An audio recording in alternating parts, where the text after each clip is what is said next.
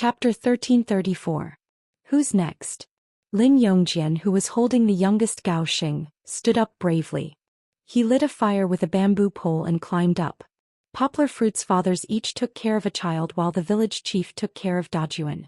They all shouted with a smile, "Teacher Lin, you can do it. Light it up. Throw the bamboo pole away. That way you can run faster," Lu Yi suggested. They were originally nervous, but after experiencing Poplar Fruit's extra-large Gao Xing, the children's mental endurance had improved. At this moment the children were laughing and sitting together, cheering for Dajuan's father. Kiki clapped her hands mischievously and shouted like her father, "Teacher Lin, you can do it." Phew. Another sound pierced through the air. Lin Yongjian's Gao Xing also flew far away. Next was Lu Yi, who also successfully flew up. With 3 consecutive successes, the children and fathers relaxed. Poplar Fruit and Company did not ask the children to stay in their arms obediently. Instead, they allowed them to walk around freely. After all, the children were still full of energy and were at an age where they liked to play around. How could they stay still? Kiki was the same. She could not sit still and jumped out of her father's arms. She giggled and sat down with her friends around the pillar. With her friends, the young lady felt that she could speak more freely and it was more interesting. Poor father, abandoned by Kiki. Poplar Fruit smiled and did not interfere. As long as they did not approach the stage and were still within his control, Poplar Fruit was still confident in protecting their safety. Next it was Hujun's turn. His Gao Xing was not small and was about the same as Poplar Fruit's. However, Kong Kong was not too happy. His feelings were the same as Kiki's. He was very worried about his father's health. Although Hujun was tanned and had a good figure, he was the oldest among the 5 fathers. Kong Kong's mind flashed with a lot of dangerous images when he wanted to climb up the tall shelf and ignite such a thick and sturdy frame. Therefore the little boy had a little argument with his father. He sat down in the middle of his friends angrily, pursed his lips and covered his ears with his hands. He couldn't help but raise his eyes to look at his father, but his eyes were filled with complaints and worry. "Why do you have to be so stubborn? There are so many things that are easy." Kong Kang's expression was understood by the audience. The children started counting down in unison. It was unknown who had come up with this, but it was as if they were the ones controlling the rocket. The image froze on Kong Kong's face. Suddenly he stood up in a panic, waved his hand and shouted, stop the countdown, what's going on? He's not coming down." Dejun, who was laughing heartily at the side, turned his head and laughed foolishly. "He's a coward." Dejun was not a bad child, but sometimes he spoke without thinking. It was always hard to predict when he would say something outrageous.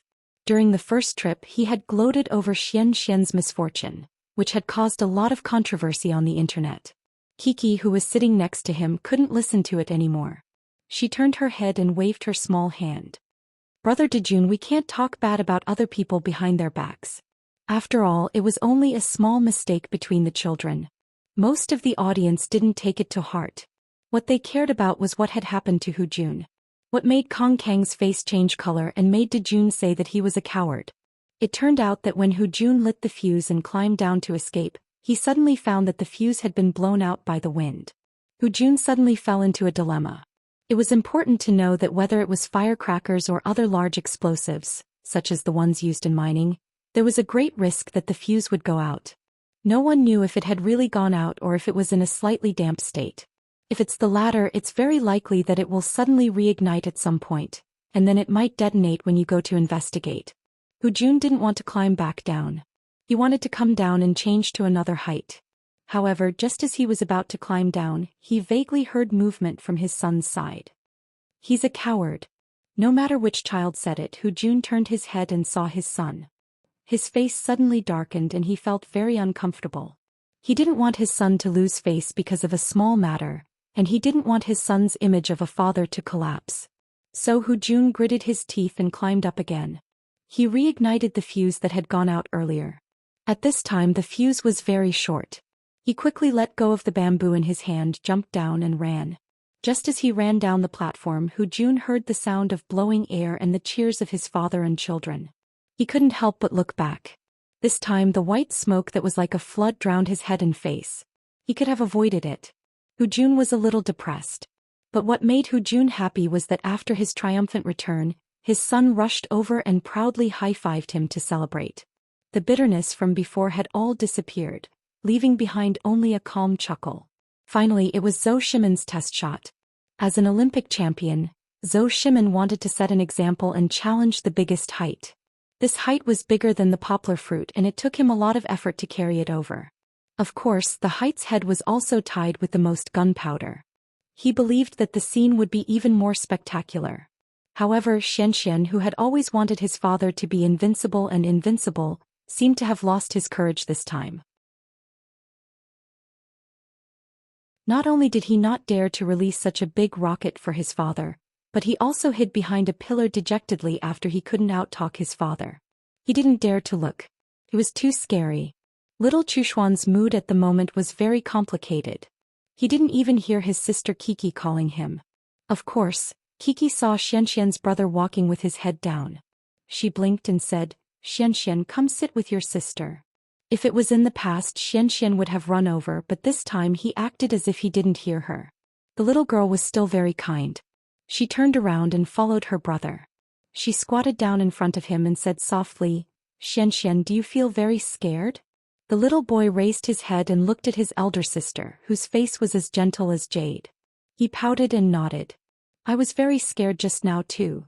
The little girl waved her thin arms and moved her smooth shoulders. She said exaggeratedly, "But after my father released it, there was nothing to be afraid of. It will fly away. There is nothing to be afraid of." Chi-Chi reached out her hands and placed them under Brother Xuanxuan's armpits. She tried to lift him up just like how her father usually coaxed her. She said softly, "So don't be afraid. Big sister will protect you. Let's go back and see your daddy, okay?" Xianxian seemed to gradually regain his confidence and vitality in front of his sister. He was obedient and stood up with the help of his sister. He jumped and was pulled back to the front by his sister.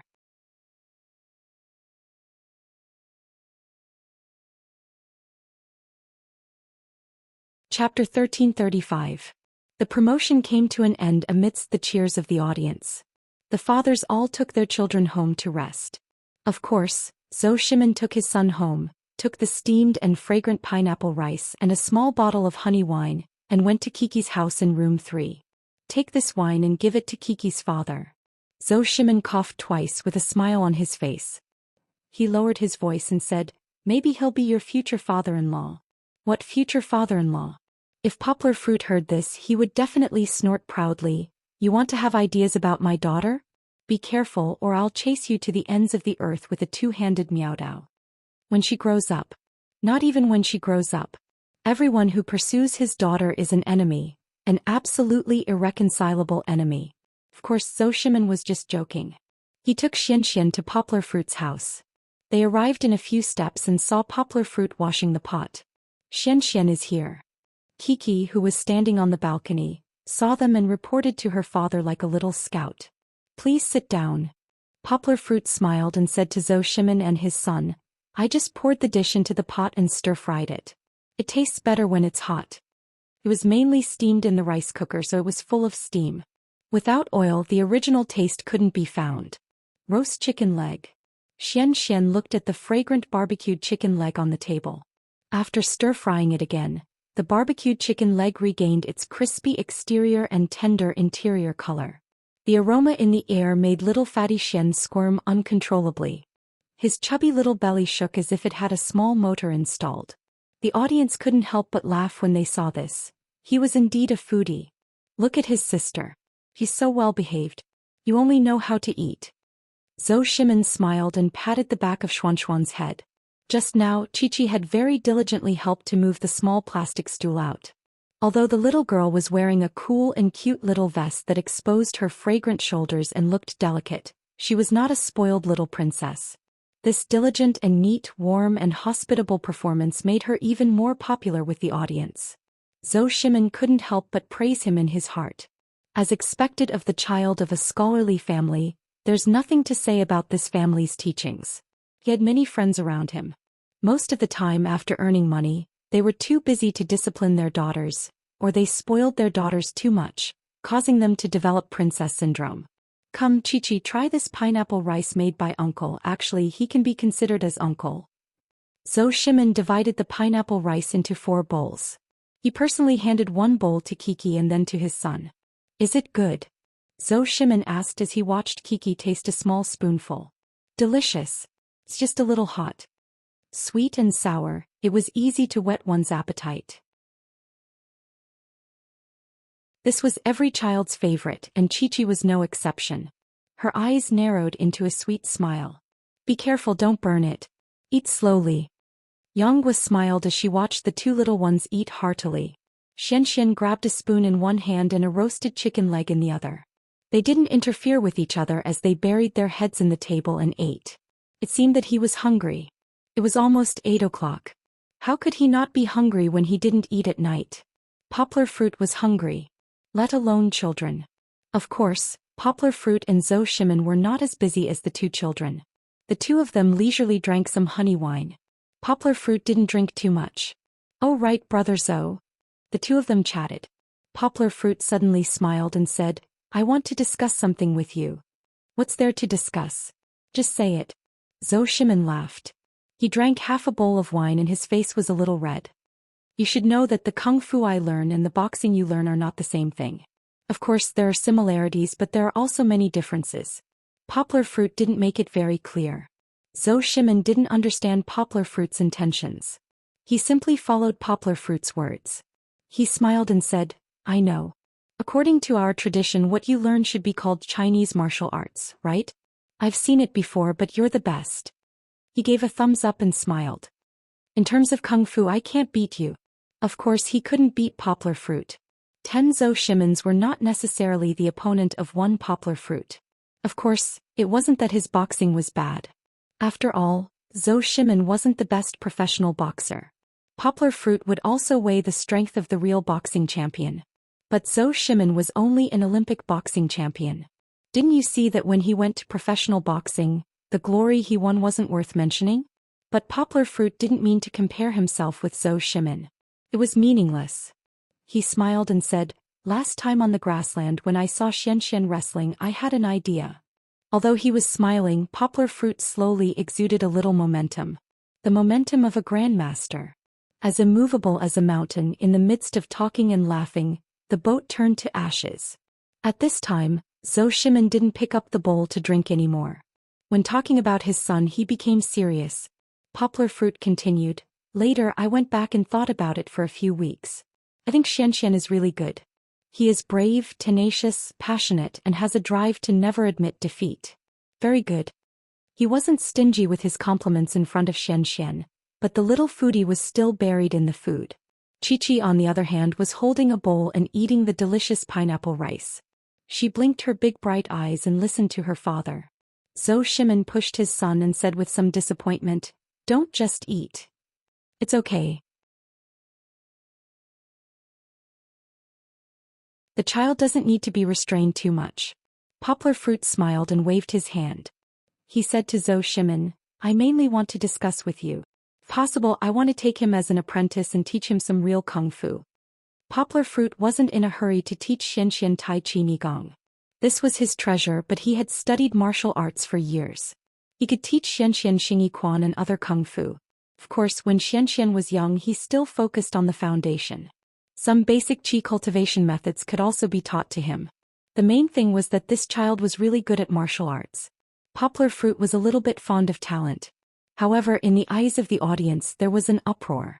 Was Poplar Fruit's kung fu powerful? It was indeed very powerful. His Tai Chi Nigong was graceful and agile, just like in a movie. However, the audience didn't think so. They didn't care about kung fu.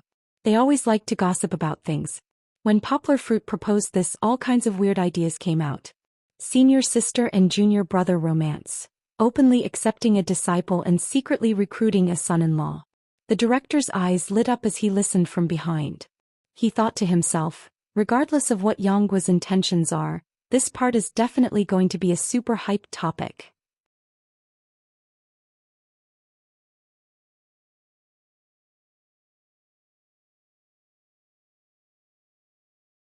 Chapter 1336. After Poplar Fruit made his proposal, he saw Zhou Shimin suddenly fall into silence. Xianxian also looked left and right in confusion. Finally, he couldn't help but raise his left hand and take a bite of the chicken leg. It seemed that his suggestion was a bit too impactful. He suddenly relaxed and smiled. Okay, don't be too nervous. I'm not taking in a disciple. Let's put it another way. Xian can be my student, but I want to be his physical education teacher. What's a physical education teacher? Xian asked in confusion. Kiki giggled and said, Xian, my papa is going to teach you Benben boxing. Then you can be as powerful as my papa in the future. Not only Benben boxing but also other things, Poplar Fruit said with a smile. Zhou Shimin was not nervous. He was surprised by Poplar Fruit's proposal, but he also understood that Poplar Fruit was indeed a person with real kung fu. So Zhou Shimin smiled and said, No, Poplar Fruit, I'm in favor of Xian learning kung fu from you. But you should understand my concerns. Xian is too young. It's difficult for me to take him from the government and give him to you. Poplar Fruit laughed, waved his hand and said, No, Brother Zhou, you're thinking too much. I'm not letting Xian live in our house. Ahem, that won't work. You know, I've been doing a charity activity called remote teaching before. Poplar Fruit explained, in fact, learning kung fu is the same. I can teach him remotely through video and network technology. So fashionable? The audience heard it and felt that it was ridiculous. When Poplar Fruit made the proposal just now, the traditional and noble aura around him suddenly collapsed. This made people feel like they had traveled back in time. Just a moment ago it was still a martial arts movie with music and flute, and now it suddenly returned to a reality show that was not so realistic. But it was also good. The audience would not take the matter of Yongguo accepting a disciple too seriously. But the matter of Poplar Fruit accepting Xian as a disciple was settled. While chatting with Poplar Fruit, Zhou Shimin completely sold out his son. Xian was still focused on eating and did not know what the adults were talking about. The more Chi listened, the more confused she became. She lost interest as well. When Xian was full, she stood up and played with Xian's brother. Xian did not have any ideas. He was Sister Kiki's follower. He followed behind her and happily listened to her instructions. The two of them seemed to have found a new toy. The two little ones surrounded a camera next to them. This camera was not the kind that the cameraman carried on his shoulder. It was propped up on the ground. In order to let the two curious children see it, the cameraman deliberately lowered the stand. So, Kiki and Xian pestered the cameraman uncle and asked him to teach them how to use this big guy. Fortunately, there were 4 cameramen in charge of the scene, so it did not affect the work of the program. The director also looked at it in amusement. He directed 2 cameramen to film Kiki and Xian. He thought that something interesting would happen. Look, they are filming us. Poplar Fruit said to Zhou Shimin with a smile. Zhou Shimin's back was facing the camera. Zhou Shimin heard and turned around. He smiled and changed his position. Like Poplar Fruit, he was either facing the camera from the side or the front. He said, Hey, are you two filming a movie? Yes, we are filming a movie, Xian said in a baby voice. Are you directors or actors? Poplar Fruit asked with a smile. After filming so many episodes, the children actually knew what a director was. For example, producer Xia and the director's sister, although they did not know the scope of their duties in detail, they had a vague idea. Of course, the village chief Li Rui had to be mentioned. Sadly, the children did not think of him as a host. The image of the village chief was too deeply rooted in their hearts. The little girl who had played theater was more interested in being a director this time. The little girl looked at the camera's frame and said seriously, We are directors. Yes, we are directors. The director's little lackey Xian agreed. Poplar Fruit clapped his hands and said with a smile, Then what do you want us to do? What do you want us to do? Xian looked at Kiki for help. Not sure if it was because she had heard too many stories from her fathers. The little girl stood in front of the camera excitedly and told the 2 fathers the plot without hesitation. Papa, you said, Today I made a delicious drumstick. The little girl waved her small arms and moved her palms in front of Poplar Fruit and Zhou Shimin. Then Xuan's papa said, Wow, it's delicious, I want to eat it. Papa said, Well then, you perform a magic spell and I'll give it to you. Xuan's papa said, But I don't know magic. Papa said, Then I'll teach you. The plot was a little erratic and could even be said to be a little unreasonable, but the little girl's serious look was really funny. So, under Kiki's command, the fathers began to act. Of course, they still needed the cameraman's help to control the camera, and the little girl stared at the frame. What was Xianxian doing? He didn't know anything, so he smiled foolishly and watched his sister's performance. Kiki's sister was really beautiful. She was wearing a vest and she looked very charming when she was serious. Then I'll teach you.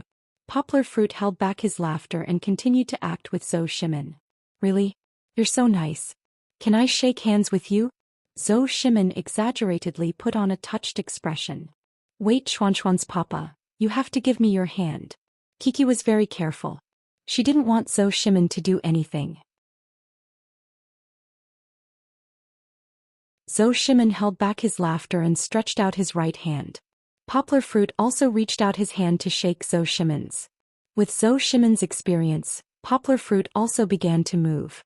In front of his daughter, Poplar Fruit, who was not a good actor, put down his nervousness and shyness in front of the camera and acted naturally. Watch my magic. Poplar Fruit exaggeratedly waved his hands in the air, and then pushed out like a turtle wave qigong. Ouch. Following Kiki's script, Zhou Shimin stood up, bent over, hugged his stomach and stepped back. My stomach hurts, I need to go to the toilet. Seeing this, the audience, who were already laughing happily, burst into laughter again. Kiki's script was too ridiculous. It wasn't over yet. Under Kiki's urging, Zhou Shimin really did run to the toilet, while Poplar Fruit stood up with his hands on his hips and laughed proudly. Haha, did you see how good I am? It was a very funny performance. It was originally a child's logic, but under the interpretation of two adults and the guidance of a cute girl, it became a very interesting performance. It became the last highlight of the show. Of course, it was getting late. After the program team sent the mission card for tomorrow morning's episode, Zhou Shimin took Xianxian home to rest.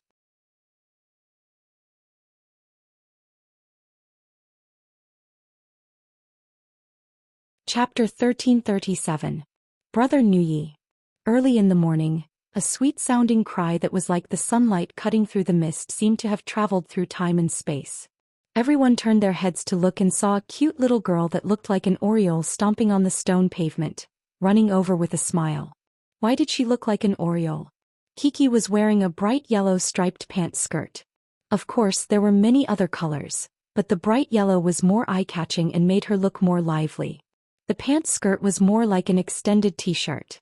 The hem was loose and comfortable, and the length was just enough to cover the little girl's shorts. On her slender calves she wore long socks that covered half of her calves, making her look even more cute. Just now, Nono-E was still a little angry with his father because he was unhappy, but Chi-Chi's appearance instantly made the atmosphere cheerful. Nono-E no longer pouted, but a surprised and happy smile appeared on his face. In terms of clothing among the 5 children, Kong Kong only wore the same few clothes. Dejun and Nuyi also didn't have any special outfits. Nuyi didn't wear the retro style often. The ones who changed the most frequently were Kiki and Xianxian. Xianxian's clothing had improved a lot in the past few episodes. It wasn't like the beginning when she had to wear aviator sunglasses and golden vest when she woke up. Kiki wasn't as ostentatious as Xianxian, but she changed her clothes almost every time. This was thanks to the pile of clothes bought by Jing Yujie and the clothes bought by Fong Beibei. It wasn't extravagant, but every set of clothes on Chi-Chi's body would shine with dazzling elegance. Therefore, it wasn't impossible to dress Chi-Chi up as a little princess of 100 forms. Everyone gathered at the breakfast place. The enthusiastic Dai auntie had already prepared a big pot of hot soup. White vermicelli was thrown in, scooped out, and juices were poured over. A thick aroma wafted over. It was Kai Yun's most famous dish, cross-the-bridge rice noodles. I ate it with Papa before. When the little girl thought of the fragrant cross-the-bridge rice noodles, her mouth watered. However, it wasn't that easy to eat breakfast. The fathers were very experienced, so they didn't appear to be very agitated. They all cautiously held their children's hands and stared straight at the village chief, waiting to see what tricks he was going to play. On the lawn between the village chief and his father, there were 2 large carpets. On the table there were 3 things that were needed to eat the crossing the bridge vermicelli. Bowl, chopsticks and vermicelli. How do you play this game? He had to lie on the ground, lift his leg, flip over, pick up the item and flip it back. That would be considered a success. Was it simple? He was definitely not simple. Hu Jun couldn't help but ridicule the village chief. Even though the village chief's belly was too fat and his demonstration failed, he still shamelessly announced the rules of the game amidst the sarcasm of his fathers. This time, instead of each dad taking turns to challenge one item, each of the 5 dads would challenge one item.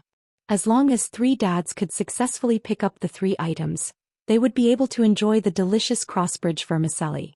If they didn't succeed, they wouldn't be able to eat breakfast? That wasn't the case. The program team's initial game was just to torment the dads. Later on, they would still eat whatever was available. They wouldn't stop you from eating breakfast if you didn't pass the game. This was good, but it was also bad. What the dads complained about the most was that since the game had no meaning, why did they still carry on? They knew the reason, so they had no choice but to follow the program team. They treated every game segment as if it was real and tried their best to challenge it. The dads discussed together and decided that Lin Yongjian and Lu Yi would challenge the bowl segment, Poplar Fruit would challenge the chopstick segment, and Hu Jun and Zhou Shimin would challenge the vermicelli segment. The 2 most difficult segments had the reliable Poplar Fruit and Zhou Shimin holding down the fort. The dads believed that there wouldn't be any problems this time. When the challenge began, it didn't matter how Lin Yongjian performed. Instead, it was the kids who were shouting around the carpet. It made the originally comical atmosphere somewhat joyful. Come on, come on. Kiki was even more engrossed.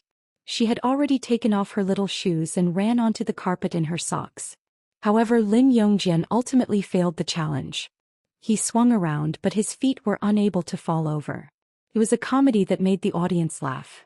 When it was Lu Ye's turn, he did a good job. He flipped over in an instant, but the target was a little difficult to find because he couldn't see it. It was his son who helped him a lot. He ran over and placed the bowl that was tilted far away at his father's feet. He saw Lu Yi step on it with one foot, causing the bowl to tilt up.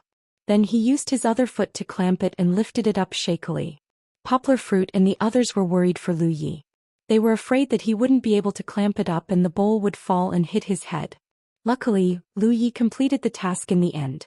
It was Poplar Fruit's turn to take the stage. The program team and audience, who were full of malicious intentions to see Poplar Fruit make a fool of himself, were disappointed. Poplar Fruit showed an unparalleled advantage in terms of body control. He easily flipped over with his waist and abdomen strength. The only thing that was a little tricky was using his feet to find the chopsticks. Luckily, although it took a little time, Poplar Fruit still found them. The chopsticks were too thin, so he couldn't use Lu Ye's method.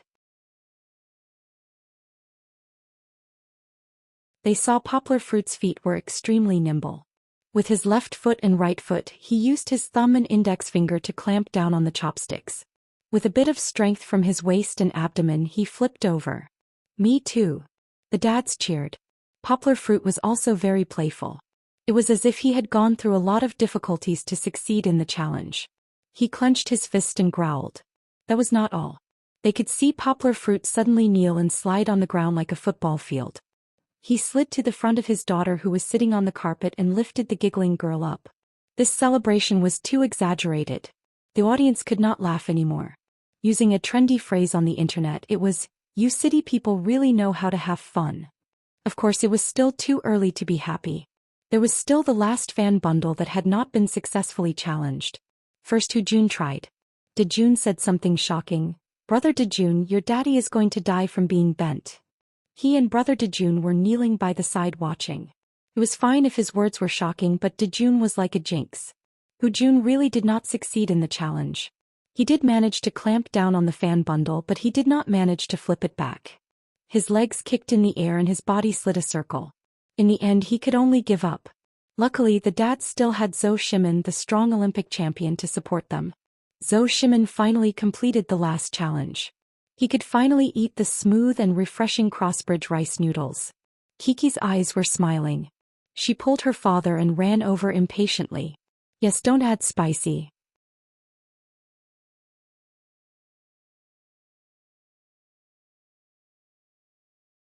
Chapter 1338. After breakfast, the children and the fathers were all ready to go on an adventure in the jungle.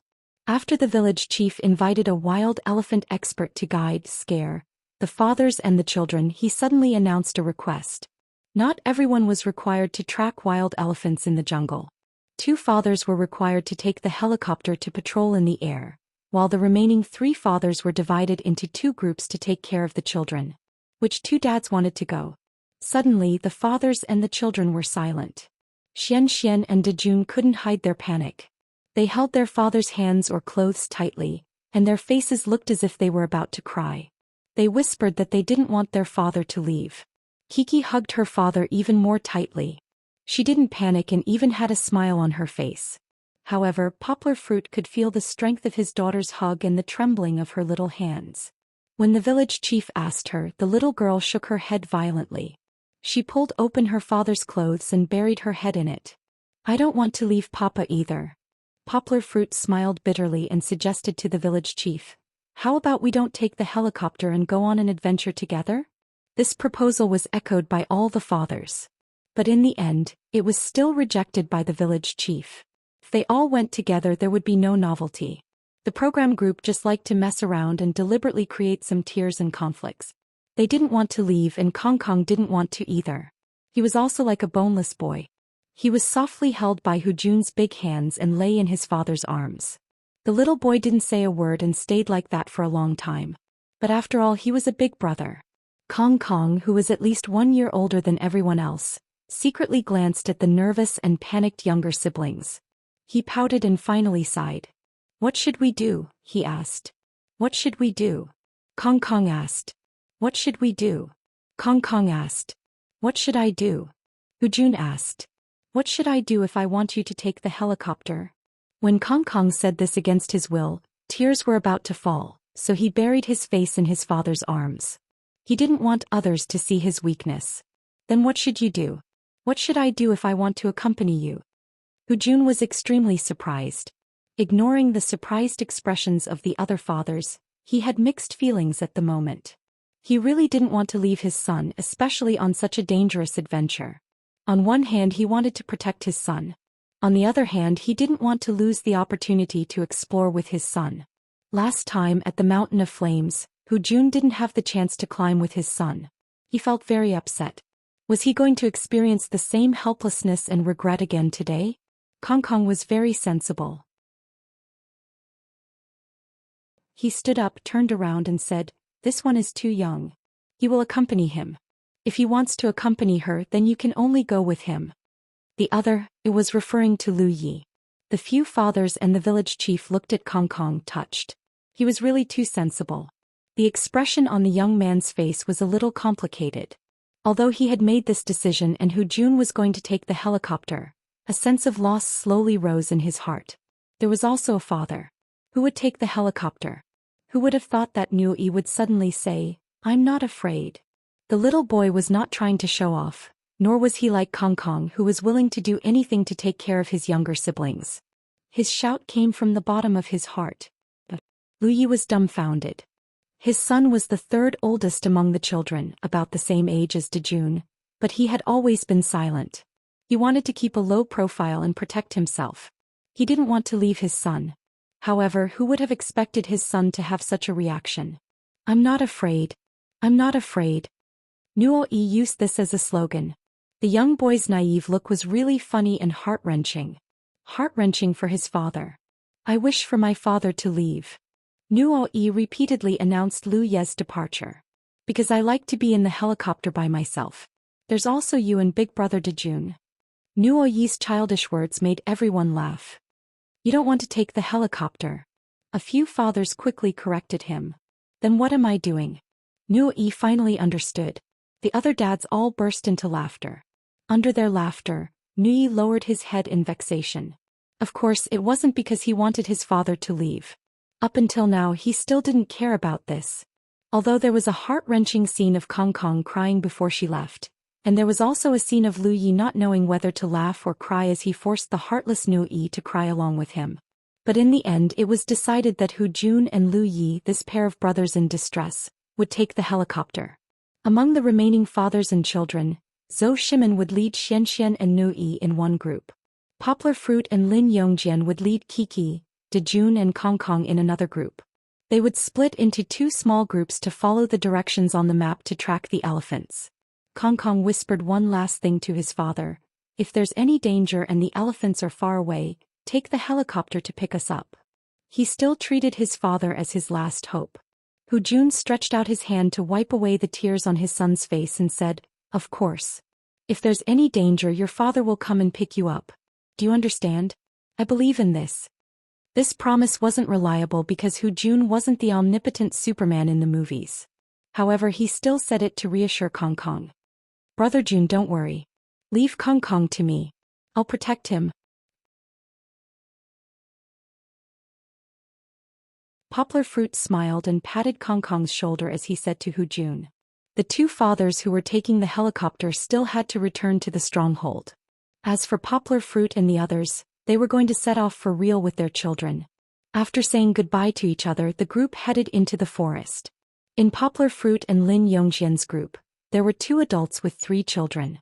On the other hand, Poplar Fruit and Lin Yongjian still had to carry a compass and a simple map in their hands to walk. Therefore, it was difficult to take care of them all. Therefore, after a discussion, Poplar Fruit and Lin Yongjian decided that Lin Yongjian would lead the way while Poplar Fruit stuffed the map and compass into his bag. No, the compass was later taken away by the excited little girl. He needed to free up one hand to hold his daughter's hand and the other hand to hold Kong Kong's hand. Since he had promised Kong Kong's father that he would take good care of Kong Kong, Poplar Fruit was very attentive. The primitive forest was more difficult to walk through than the mountainous roads in Xiong village. Moreover, the soil was slippery and the bushes were overgrown. If they weren't careful, they could easily slip and fall. Kong Kong was fine. He walked very carefully. As he walked, he could talk energetically. However, Kiki's feet slipped a few times. Poplar Fruit grabbed his daughter's hand and didn't let her fall. This made Poplar Fruit even more cautious.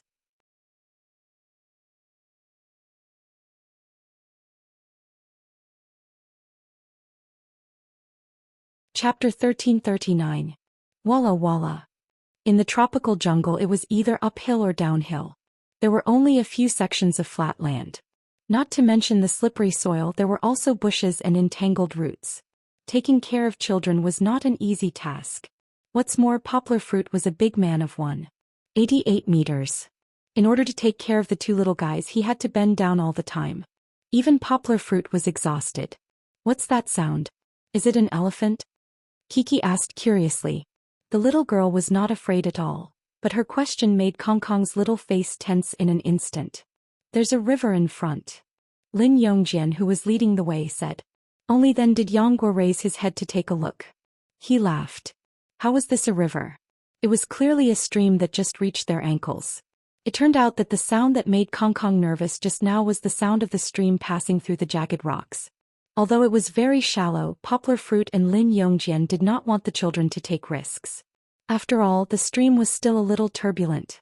Moreover, they did not know if there was moss on the rocks below, so it was easy to slip. Therefore, Poplar Fruit and Lin Yongjian took the children over. Poplar Fruit walked twice. He took Kong Kong first and then came back to pick up Kiki. When he carried his daughter over, the little girl was very concerned about her father. She said to her father in a soft voice, "Papa, your shoes are dirty." There was no other way. There was no bridge by the stream. According to Lin Yongjian's guidance, they had to go this way. Stepping on the stream, Yongguo's sneakers were soaked. The socks inside were stuck to her feet. This feeling was very uncomfortable. Later on, when she stepped on the mountain road, there would be a lot of mud. But this was something that couldn't be helped. "It doesn't matter. You can go back and wash it later." Poplar Fruit comforted his daughter. Walking on the mountain road, Kiki, Kong Kong and Dejun were chatting. With the protection of adults, they did not feel very afraid. "Brother Kong Kong, let me tell you. I've seen an elephant before. Its trunk can roll up a big tree." Dejun was indeed experienced and knowledgeable. "Elephants are very dangerous, we have to be careful," Kong Kong said loudly. I've never seen an elephant," Kiki said. The little girl was a little anxious. She went up and took Brother Dajun's hand and said, "But I have seen pandas. I adopted a panda with Papa in Sichuan province. It's called Pang Pang." The topic was a little off topic, but the little girl's magical experience made her friends a little dumbfounded. "Kiki, have you ever seen an elephant?" Poplar Fruit laughed and said, "Daddy used to take you to the zoo to see an elephant. Have you forgotten? An elephant has 2 long teeth." The little girl tilted her head and thought for a moment. Then her eyes lit up. "Oh." She nodded vigorously and said, "That's right. I've seen an elephant."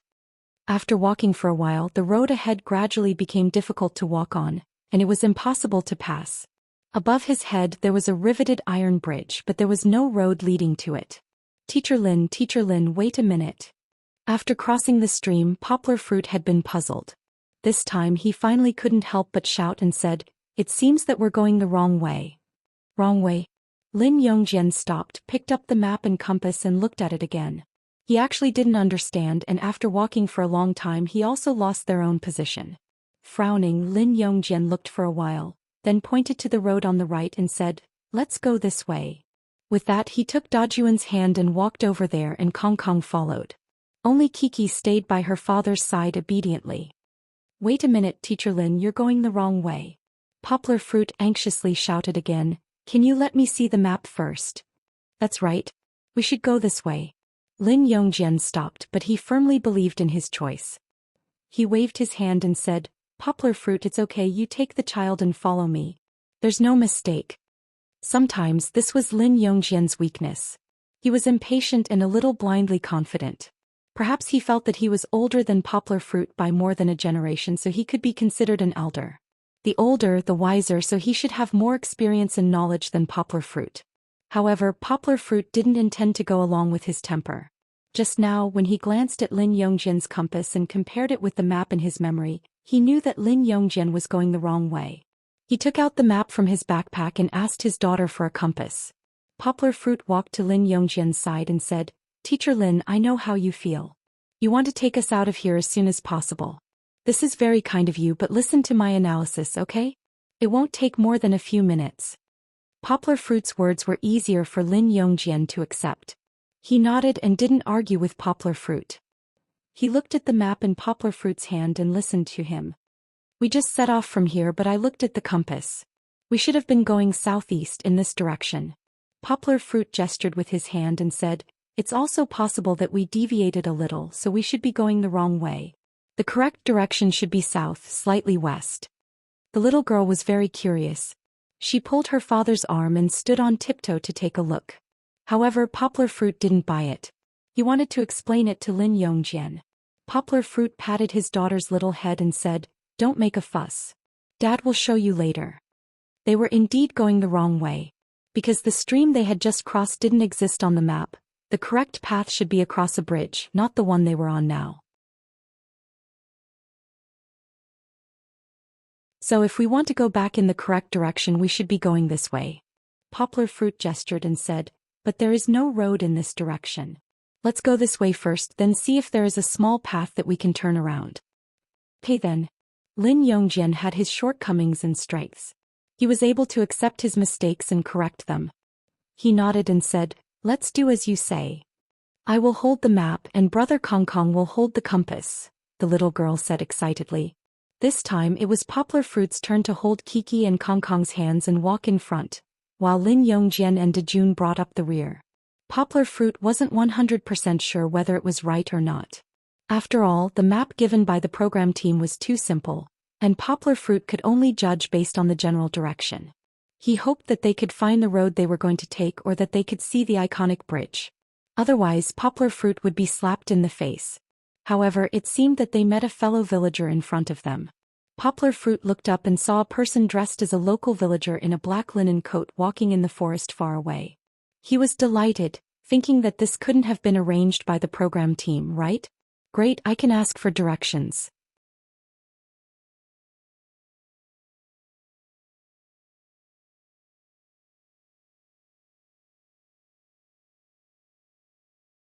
Chapter 1340. The two chapters 1393 and 1394 in the morning were only published with a few hundred words due to a system issue. Xiao Han has already contacted the editor, and the editor said that it will be corrected as soon as possible, so please wait patiently. I also apologize to the friends who subscribed and found the problem. Is this an extra hired by the program team? Poplar Fruit guessed. However, if it was set as an NPC, how did he escape so quickly? Hey, wait, uncle brother, wait a minute. Poplar Fruit shouted without thinking too much. The man in front of them stopped helplessly. Looking at the short jacket and leggings, Poplar Fruit could tell that he was someone who often walked in the mountains. Looking at the strange expression on the man's face, Poplar Fruit thought that they had scared him. He smiled and explained to the mountain man, then said, "Brother, you often walk in the mountains. Can you help me see if the bridge leads in this direction?" The reason why he called him brother was because he was not very old. He looked to be in his 30s, thin and weak but very agile. His knuckles were thick and he walked in the mountains with a wooden stick in his hand. There was also a strong smell of tobacco on him. The mountain man's eyes flickered. He looked at Poplar Fruit and then at the cameramen surrounding them.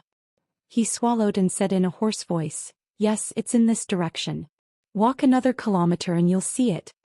"Oh, thank you so much. You have no idea how many rounds we walked in the mountains just now." Thank you, thank you." Lin Yongjian wiped the sweat from his forehead and smiled.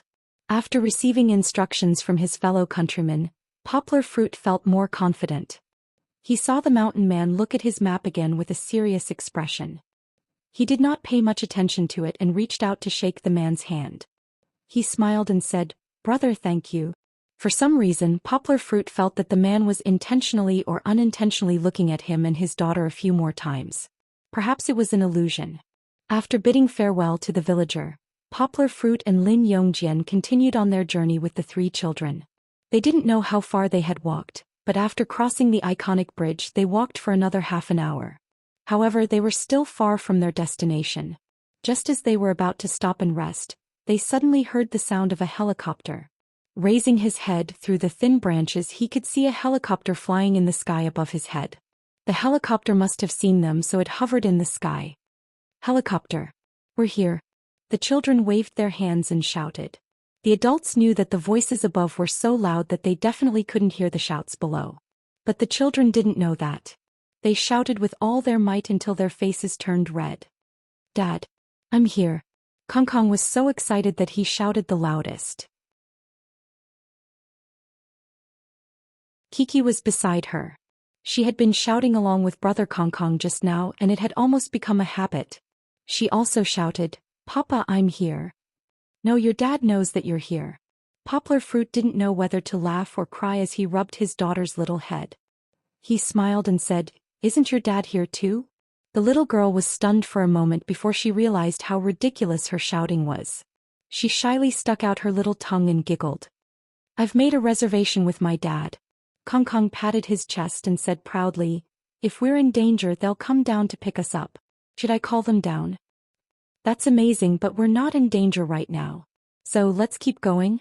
Poplar Fruit smiled and reached out his hand to Kong Kong. The helicopter only stopped for a moment before it turned around and flew away. Kong Kong looked at the sky with regret and sighed. He let Kiki's father hold his hand and walked forward gloomily. In his heart he still hoped that his father could be by his side. The helicopter had brought Kong Kong unlimited excitement, but after that, it was as if he had lost his passion for fighting and Kong Kong's mood became much gloomier. Fortunately, Poplar Fruit and the others still had Kiki, the little happy fruit, to ask some questions that made everyone laugh from time to time. There was also Dejun, who had an encyclopedic memory, but his thoughts were somewhat stray. Along the way they were still laughing non-stop. "Why don't we see an elephant?" Kiki was slightly out of breath. Although her physical strength was better than her peers, she was still a girl. The little girl asked curiously, "I want to see an elephant." "Sometimes speak of the devil and he will appear." Just as Kiki's voice fell, a hoyalu sound came from the side. Suddenly, the father, the children, and the entire filming team suddenly stopped moving forward. Was that really an elephant? "It's the sound of an elephant," Poplar Fruit said resolutely. His ears were more sensitive and he could hear it clearly. Moreover, this sound was not difficult to determine. Lin Yongjian grabbed Dejun's hand tightly. He was dumbfounded and at a loss. At that moment he was also a little flustered. Just now he spoke as if he was watching an animal show fearlessly, but now that he was about to encounter it he could only feel a chill seeping in and did not know what to do. Kong Kong was even more flustered. His father was not by his side. He took a deep breath and hurriedly retreated to Poplar Fruit's side. He said nervously, "What should we do? We need to call for help as soon as possible." However, did he think that he was filming a movie? Saying that a helicopter would fly down from the sky and pick them up just because he said that he wanted to call for help? This was a fantasy story. Yonghua also frowned. He didn't panic. He didn't know if it was because he was skilled and daring.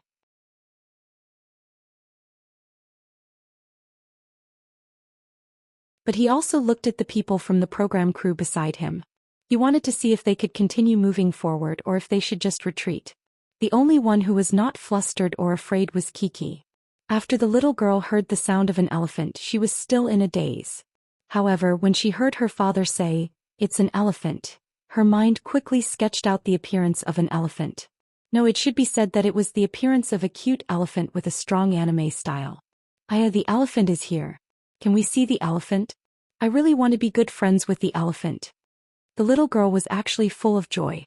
She wanted to walk forward, but her father's hand in her hand kept her in place.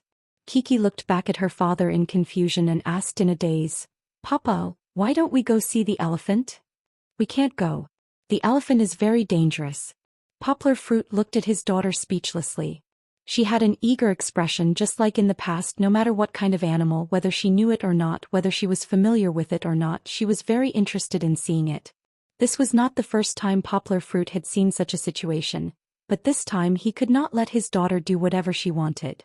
Not to mention whether these wild elephants would be a threat to the children, and not to mention whether Poplar Fruit could get rid of such a huge and heavy elephant with his martial arts. Today he was entrusted by Hu Jun to protect Kong Kong, so Poplar Fruit could not take the child to take the risk.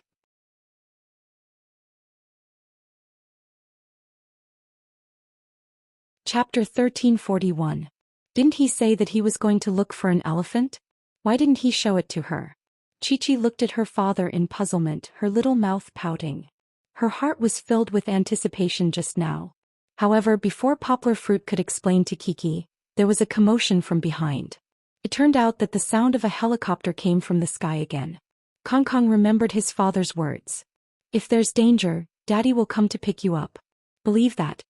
Yes, Kong Kong believed it. Moreover, the helicopter had appeared so coincidentally. He couldn't wait to shout for help. "We're here." Lin Yongjian had also forgotten that he was an adult. When he saw the helicopter, it was as if he had seen a life-saving straw. He shouted loudly with Kong Kong. "Wasn't this stupid?" Poplar Fruit turned around and anxiously held Kong Kong's hand. He said, "Kong Kong, don't shout. If you shout so loudly, the elephant will hear you. If they encountered these big guys in the wild, it would be too late to avoid them.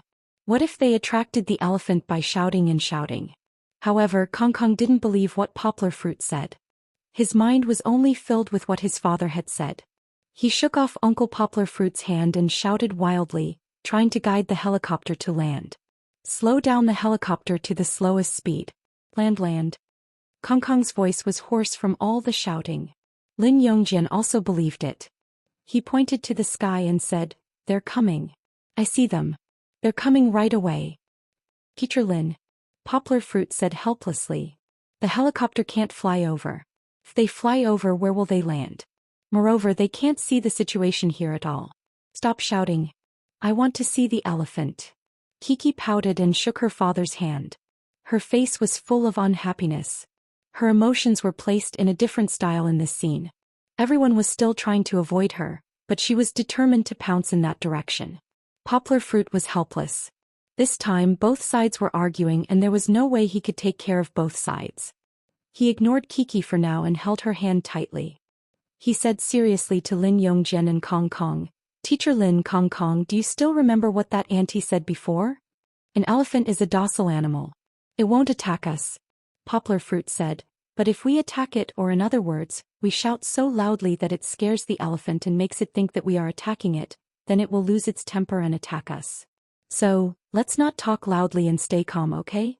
Poplar Fruit's words didn't have much effect on Kong Kong, but it calmed Lin Yongjian down. After all, he was an adult. At this time, the elephant expert who had just gone to investigate ran back and said in a hurried voice, "Hurry up, go, follow me." It seemed that it really wasn't safe. In fact, the audience had a clear view of the situation and felt that there was no great danger. In fact, the production team had only driven the fathers and children away from the danger zone to prevent accidents from happening. But at this moment, hearing the expert's nervous voice, the fathers all panicked. No matter what, they had to run first. They couldn't stay in the same place and encounter danger. Lin Yongjian and Dejun left first, but Lin Yongjian was too flustered. He slipped and pulled his son down a small slope. Fortunately, the slope was not high. They stopped after sliding for half a meter. They were not injured. Slow down. Poplar Fruit reminded softly. Watch your feet. He held his daughter with one hand and took care of Kong Kong, who was on the verge of breaking down. Kong Kong was still shouting, "Uncle Pilot land." Kong Kong. At this time, Poplar Fruit's tone also became stern. He bent down and looked into Kong Kang's eyes. You can't keep shouting like this, because if you shout like this, the elephant will be afraid and attack us. It will even chase after us. Do you understand? Kong Kong only shut his mouth because of Poplar Fruit's sternness, but the little boy was already at a loss and the expression in his eyes was extremely flustered. Just now, Kiki was still acting coquettishly and wanted to see the elephant. However, in the current chaotic situation and the influence of Brother Kong Kang's emotions, the little girl also became nervous. She grabbed her father's clothes tightly, her eyes wide open, and said with a choked voice, "Papa, I'm scared." "Don't be afraid, Papa is here." Poplar Fruit patted his daughter's shoulder with heartache. No, the elephant expert in front was running too fast. Lin Yongjian couldn't run with his son, so he could only reach out and carry Dejun. He turned around and called out to Poplar Fruit, "Poplar Fruit, hurry up and catch up. Can you take care of him?" "It's okay, I can do it.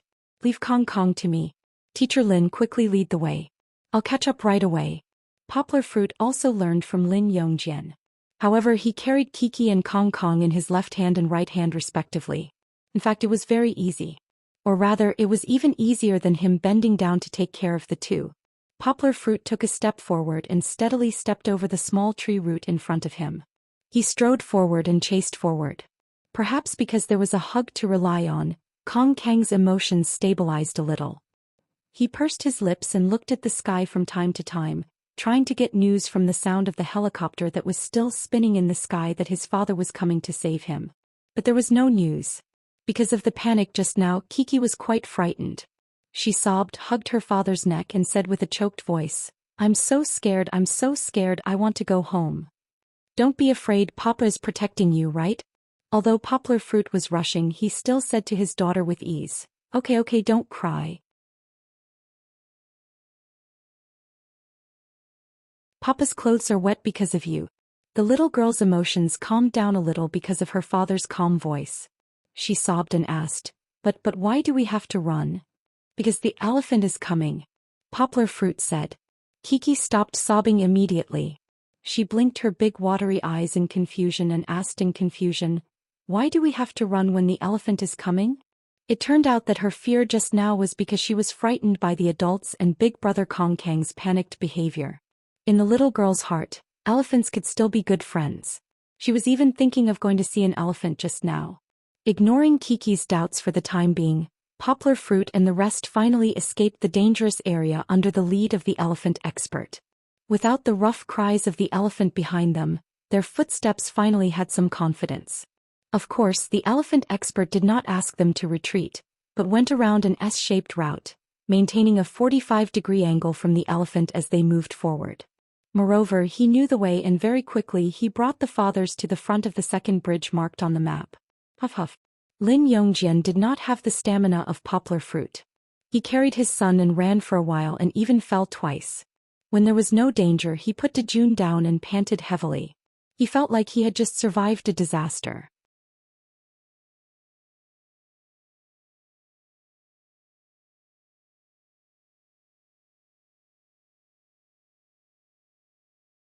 Chapter 1342. Thanks to editor Tiger and the programmers behind the scenes for their hard work. The missing content of 1393 and 1394 has been restored. Everyone can take a look. If it hasn't been restored, please delete the books from the bookshelf first and then add them later. There should be no problem. Sorry for the trouble. It's okay. Poplar Fruit also put his daughter and Kong Kong down together. He was physically fit, so he carried the two children down the mountain, up the slope and across streams and rivers. After all this trouble, his face didn't change and he was only slightly panting. "Papa, where's the elephant?" The little girl was still there, reluctantly pulling her father's lapel and looking back. Perhaps it was too far away. Not to mention the elephant's shadow, even the elephant's cry just now had long been far away. The elephant? We've already gotten rid of the elephant. Don't be afraid. Poplar Fruit said with a smile. The last "don't be afraid" was said to Kong Kong. Kiki was not afraid. Looking at her regretful face, one could tell. However, compared to Kiki, Kong Kong, who was the oldest, was not in a good mood. He pursed his lips and kept rubbing his eyes. Finally, the long simmering emotions broke out. Kong Kong suddenly turned around and stood alone in a corner, crying. He didn't want others to see him crying in a sorry state. However, Poplar Fruit couldn't ignore him.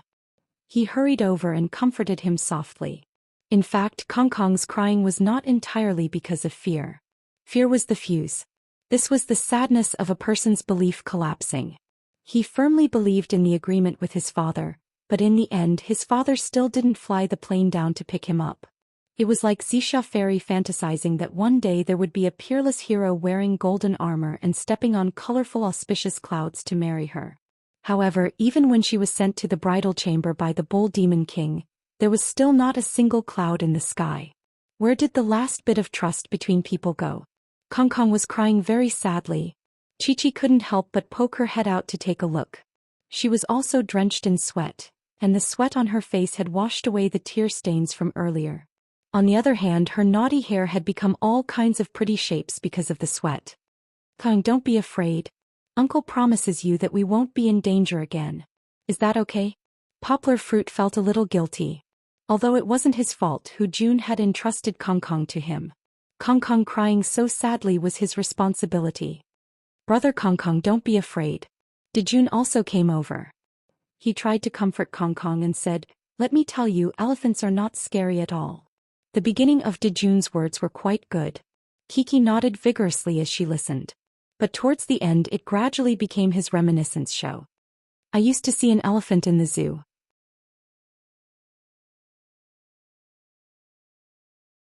His teeth were very long and could pick up a tiger. This seems to be doing more harm than good. Isn't this describing the elephant as more and more terrifying? Fortunately, Kong Kong was still a strong child. After crying for a while, she gradually stopped crying under the comfort of Poplar Fruit and Lin Yongjian. Let's continue walking.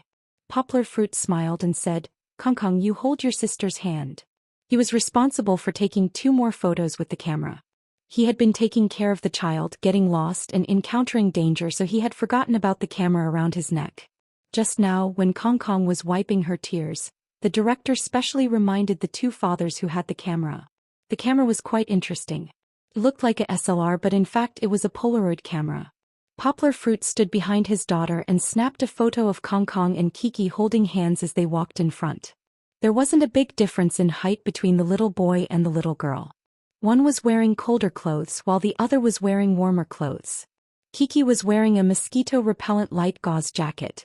It was light yellow and looked very nice. Looking from behind, their backs were extremely beautiful. Hearing the sound, the little girl turned around curiously. She grabbed her father's hand and snatched the photo from him. She imitated her father and swung the photo that hadn't been fully formed yet. Finally, the figure in the photo was clear. Brother Kong Kong, look. Kiki giggled and shared the photo with Brother Kong Kong. Let's take a few more photos? Poplar Fruit discussed with Lin Yongjian. The scenery here is still pretty good. The scenery had always been very beautiful. This was an almost primitive tropical rainforest. Every mountain, every river, every flower, and every tree had their own unique charm. It was just that Poplar Fruit and the others didn't have time to look at it in detail. Finally, along the way, Poplar Fruit and Lin Yongjian took many photos of the 3 children. There were solo photos, group photos in pairs, father and son, and father and daughter photos. Come, the 3 of you stand together. I'll take a group photo for all of you. Poplar Fruit was addicted to taking photos. He smiled and directed them. Unknowingly, they had walked for more than 2 hours. They were almost at the campsite. It was time to take a group photo to commemorate this not an easy journey. At this time, the 3 children were in high spirits. Even Kong Kong didn't cry like before.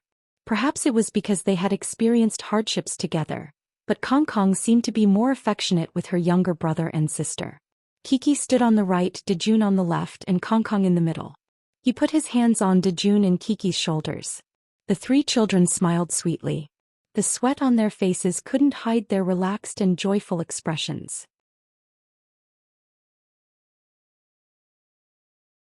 Perhaps this was the most moving smile.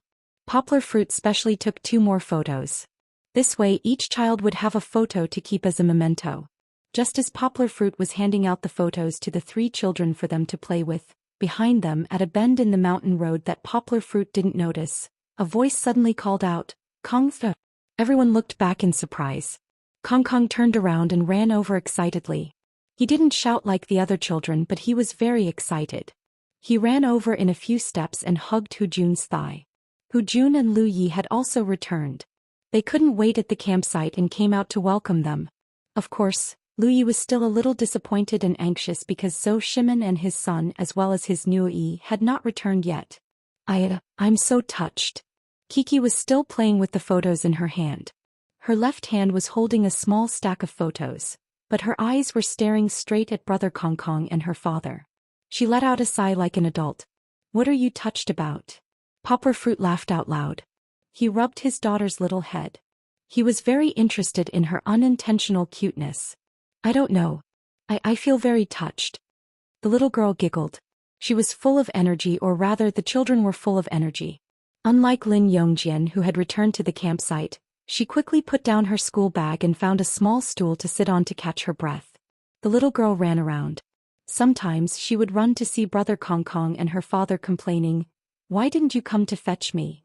Sometimes when she heard that Zhou Shimin and Xianxian had returned, she would run over to see the commotion. She really couldn't stop running for a while. Look, she ran back to her father and the little secretary to talk about the fresh stories she heard from Uncle Zhou Shimin.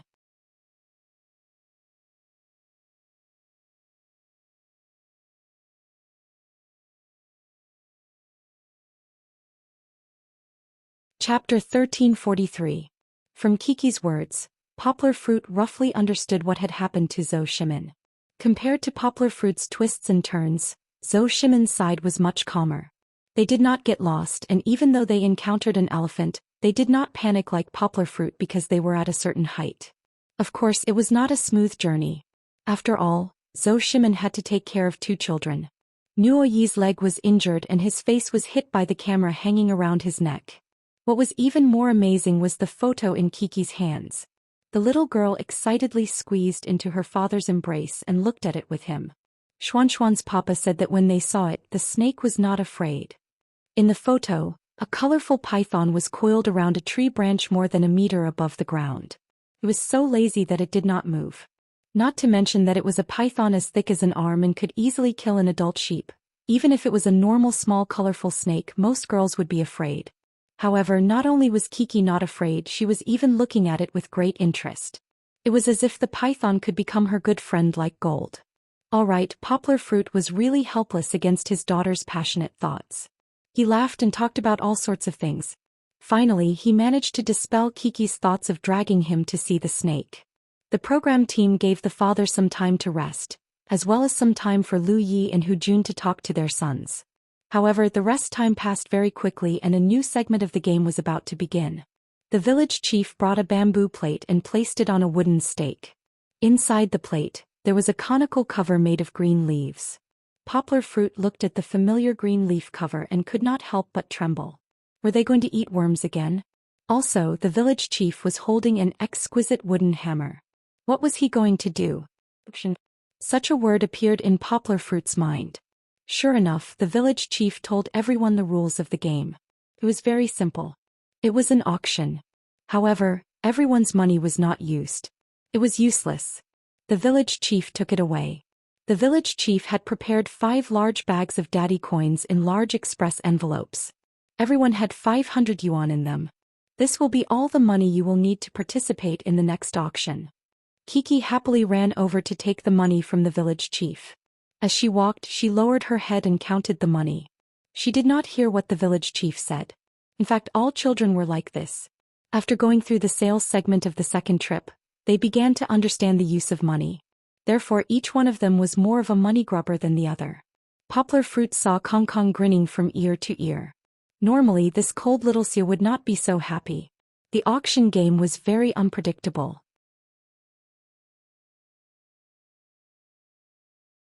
Even the number of auction items, the village chief kept his mouth shut. Poplar Fruit felt that the most interesting thing should be the 5 children. Children were different from adults. Adults were more rational. Even if they encountered something they liked, they would more or less measure their purchasing ability. They would even weigh the value of the item to see if there was a need to spend a lot of capital to buy it. However, children would not think too much. In their hearts there were only 2 choices: yes or no. When the village chief opened the lid of the first auction item, fortunately, it was no longer those disgusting worms. On the tray was a large cup of green drink. According to the village chief's introduction, it was green melon juice. It was even chilled in the fridge. It was cool. One look and one could tell that it was the best medicine to relieve the heat in this stuffy summer. Once they saw the green melon juice, Dajuan, Xian, and Nuoyi's eyes lit up. Of course, Kiki was not included. The little girl felt that fruit juice was better. It would be best if it was red watermelon juice. The green one did not look very appetizing. In the first auction there was a love-hate situation. Dajuan, Xian, and Noi took turns to bid. The only bad thing was that Lin Yongjian cared too much about winning or losing. He kept going back on his words and changed the bid of Dajuan, who did not learn well. In the end, the green melon juice landed in the hands of the little foodie Xian.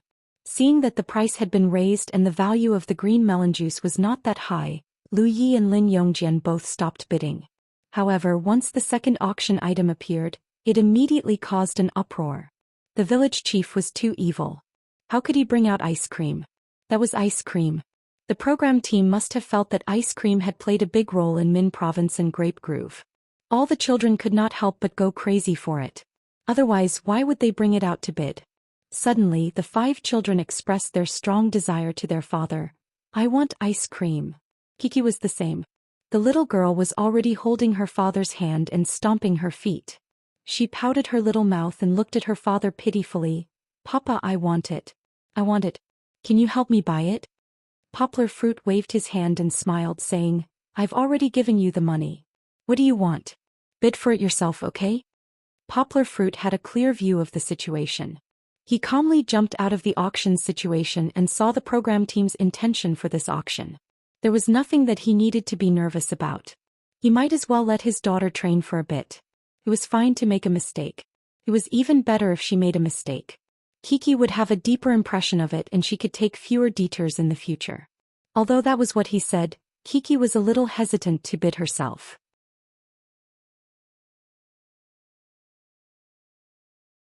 She knew numbers and knew how to count. She would not make the mistake of bidding randomly like Dejun.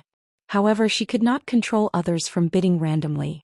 She had only hesitated for a moment when Dejun, Xian, Noi, and Kong had already messed up the market.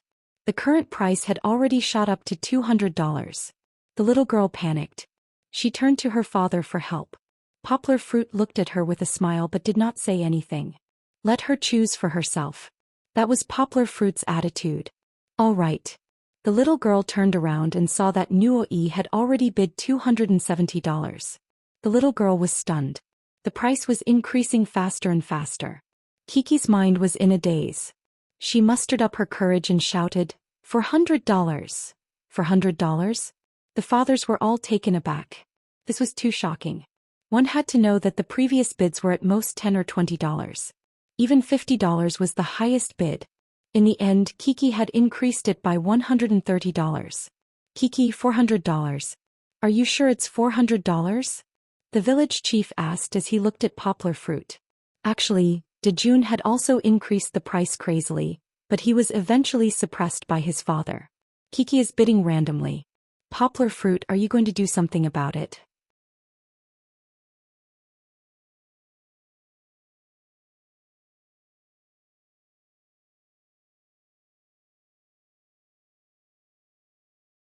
Chapter 1344. With Lin Yongjian as a precedent, and with Lu Yi and other fathers interfering from time to time, the village chief looked at Poplar Fruit and felt that he would give his opinion. Then Kiki's bid of 400 yuan would be cancelled. A formal auction did not allow for regrets. Wasn't this child's play? But wasn't the program just to coax children? As long as they did not win the bid, even if they regretted once or twice, everyone would just laugh it off. However, Poplar Fruit was not an ordinary father. He smiled and pointed at Kiki. Then he spread his hands, indicating that he had left everything to Kiki. Even if she were to cause trouble, there was nothing he could do about it. Alright, your family sure knows how to have fun. The village chief began shouting, 400 yuan going once, 400 yuan going twice. If no one offers a higher bid, the ice cream will go to Kiki. This way, Kiki, you can also share the ice cream with your father. It's mine, it's mine. The young lady leaned into her father's embrace and hugged a bag of money. She played with her fingers and looked at the 2 cups of ice cream blissfully. It was as if it was already in her pocket. That's right, Chichi was only thinking about ice cream right now.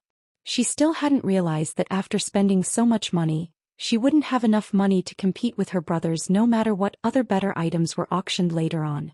The young lady watched as the village chief's hammer was about to fall. That way she would be able to get the ice cream back. However, another variable occurred. Kong Kong suddenly stood up and raised her hand, shouting, 410 yuan. Kiki was stunned.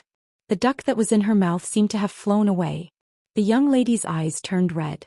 However, she held back her tears and did not let them fall.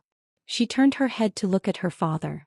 Whenever she encountered a problem, she would always rely on her father to give her ideas. Her father, who was resourceful, would definitely be able to help her get the ice cream back. On the other side, the bidding began again. Kong Kong bid 410 yuan, Xian bid 420 yuan, Nuo Yi bid 430 yuan. This commotion caused by Kiki and the craze caused by Kiki seemed to have involved all the children. Dad, what's bigger than 430? Dejun asked. Fortunately, Dejun didn't know how to count. Otherwise, Lin Yongjian would have collapsed. He laughed and said, forget it, I don't want it. 430 is high enough. To fool his son, Dejun didn't care too much about the ice cream. But Kiki was conflicted. She only saw a smile in her father's eyes. Her father did not say a word. He just crossed his arms in front of his chest, looking like he was not involved in this matter. The little girl pursed her lips and stomped her little feet on the ground. She was so anxious that she was about to cry. Poplar Fruit could only come up and gently pat the little fellow's head. Her hair was soft and with a bit of water vapor, it felt even darker. He gently said, just do as you wish. Is that so? At first, Kiki was still a little confused and conflicted. At this moment, Kong Kong raised her bid again. 440. This ice cream was probably the most expensive ice cream in history, right? But with so many children bidding, didn't they see the fathers shaking their heads with wry smiles? 440. The village chief shouted twice and felt that no one was going to continue bidding. He raised his small hammer and was about to close the deal. But at this moment, Kiki suddenly raised the envelope in her hand and shouted crisply, 500 yuan. The little girl's eyes were still red, and her little face looked like a pear blossom in the rain. She was delicate and weak, making one feel pity for her. But when she shouted that price, she didn't look weak at all. Instead, her tone gave people a feeling of firmness. 500 yuan, no one offered a higher price than Chichi and no one offered a higher price. This was because everyone only had 500 yuan in their hands. Only Kiki had bet all her money for the ice cream. The fathers were all shocked. The village chief was also shocked. But the ice cream was finally in Kiki's hands. When she didn't get it, she was still nervous and would throw a tantrum from time to time. But now that it was finally hers, Kiki's face bloomed with a charming smile again. The little girl was very excited. She took 2 cups of ice cream from the village chief's hands and immediately ran to her father's side. She raised it up high as if she was presenting a treasure. Her pair of big watery eyes blinked. Poplar Fruit knew what his daughter meant. He smiled, walked around the ice cream and gently patted his daughter's little head. Go and share it with your friends. Dad doesn't need to eat ice cream.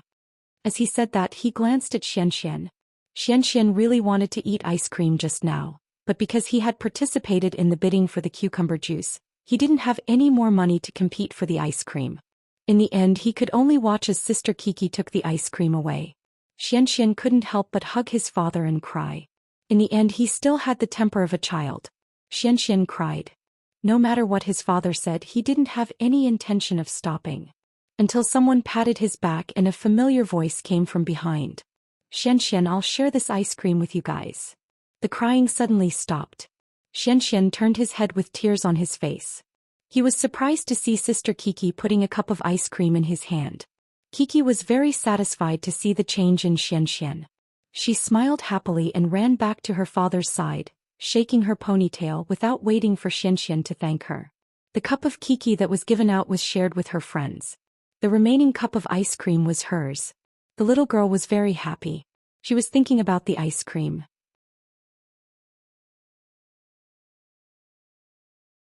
After eating 2 spoonfuls, she felt that the ice cream was cool and refreshing. Her body was cold and the hot feeling was swept away. Kiki comfortably let out a nasal sound. She raised her head and saw Brother Kong looking at her from not far away. To be precise, he was looking at the ice cream in her hand and licking his lips. Because the little boy was shy, he didn't ask Xian, Dajuan or Nuo Yi for the ice cream. He just stood there. In reality, Kong's desire to eat ice cream was no less than anyone else's. One had to know that during the bidding, other than Kiki, Kong was the one who paid the most money. Kiki was stunned. She was also a little embarrassed. She walked over and scooped up a small spoonful of ice cream. She handed it to Brother Kong and said softly, "I'll share it with you." In fact, Kiki was still a little resentful towards Brother Kong. After all, if it wasn't for Brother Kong who kept raising the price, she could have won the bid for the ice cream with only 400 yuan. However, Kiki wasn't the kind of person who liked to hold grudges. She took the ice cream in her hand and instantly forgot about the resentment in her heart. Kong looked at the ice cream that Kiki handed over. Her wrist was very white and Kong suddenly thought of Big White from the Supermarines. Kong came back to her senses and reached out to take the small spoon and ice cream from Kiki's hand. Kiki was confused for a moment and realized that something was wrong. She only wanted to share a spoonful with Brother Kong. Why did he take it all? Just as the little girl was about to explode, Kong brought the small spoonful of ice cream that Kiki had scooped up to her mouth. Kiki ate it in a daze. Then she saw Kong turn the small spoon around and use the other side to scoop a spoonful of ice cream. She then turned the spoon around and fed it to her sister. This scene had also happened in the Grape Valley before. However, because of the editing by the production team, the audience could only see Kong's performance in this episode. Instantly, many of the female audience members were half melted. This was quite good, wasn't it?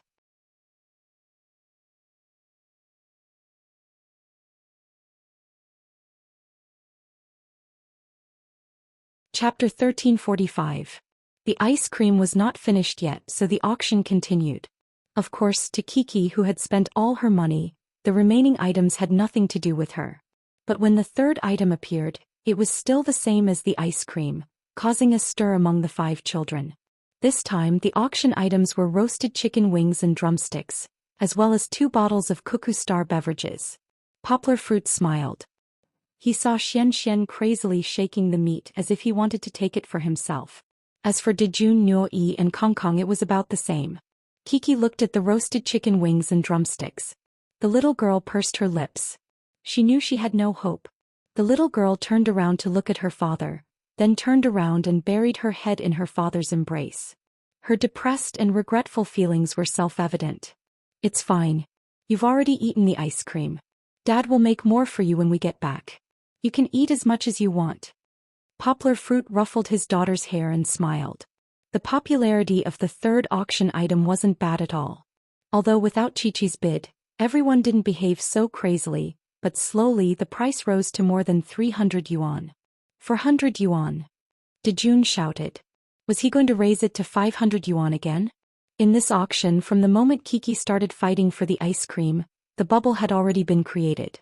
Just looking at Kiki's ice cream, not to mention 400 yuan, even 500 yuan for the roasted chicken wings and drumsticks would be worth it. But one had to know that the first item, the cucumber juice, was only sold for 70 yuan.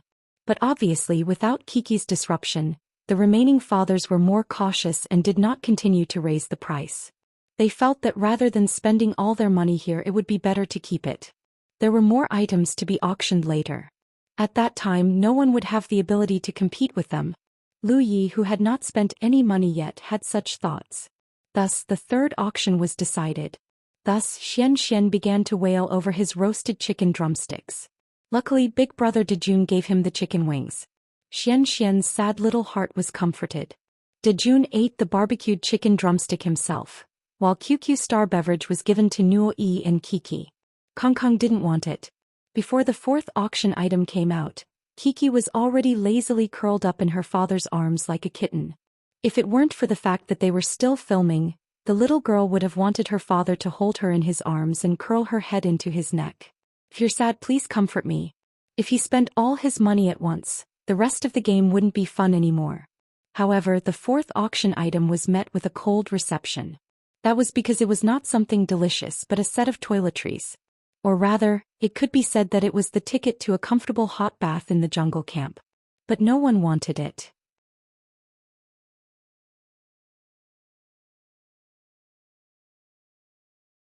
Lu Yi even laughed. I wouldn't want it even if you gave it to me. Each of them was more shrewd than the other. They all wanted to save their money and leave it for later. Daddy, Daddy. The little girl suddenly reached out and tugged at her father's clothes. She raised her little head and her eyes sparkled. She asked expectantly, if no one buys it, can you give it to us in the end? You want it? Poplar Fruit laughed in surprise. Yes. I want to take a bath. Sticky and uncomfortable. The little girl tugged at her collar and pouted. He seemed to be very hot. Indeed, her face was still covered in sweat. That won't do. Poplar Fruit said with a smile. If you didn't pay, then there won't be any. You can't have the thought of getting something for nothing, right? Kiki pursed her lips in dissatisfaction and did not say anything else. It seemed that this auction item was going to be unsold. But at this moment, Kong suddenly raised his hand and said, 30 yuan. Looked like he was very supportive. He did not have any intention of buying it at all. Hu Jun looked at his son in confusion and thought, what's the point of buying this? However, Old Hu was not a father who liked to interfere with his child's decision. He smiled and did not say anything. Kong made a bid, but no one else competed with him, so this auction item was successfully sold. The village chief was still a little amused. He felt that it was strange that this auction item was sold for such a low price. He did not see that if it wasn't for Kong, it would have been unsold. Kong ran to get the toiletries back. However, he did not return to Hu Jun's side. Instead, he walked past Hu Jun and came to Kiki. The little boy's expression was tense. He stretched out his hand nervously and trembled. He looked at Kiki and said, this is for you. Kong must have heard the conversation between Kiki and her father. Otherwise, why would he bid for the auction item that Kiki wanted and give it to Kiki? Wow. Poplar Fruit laughed in surprise. Kiki, look.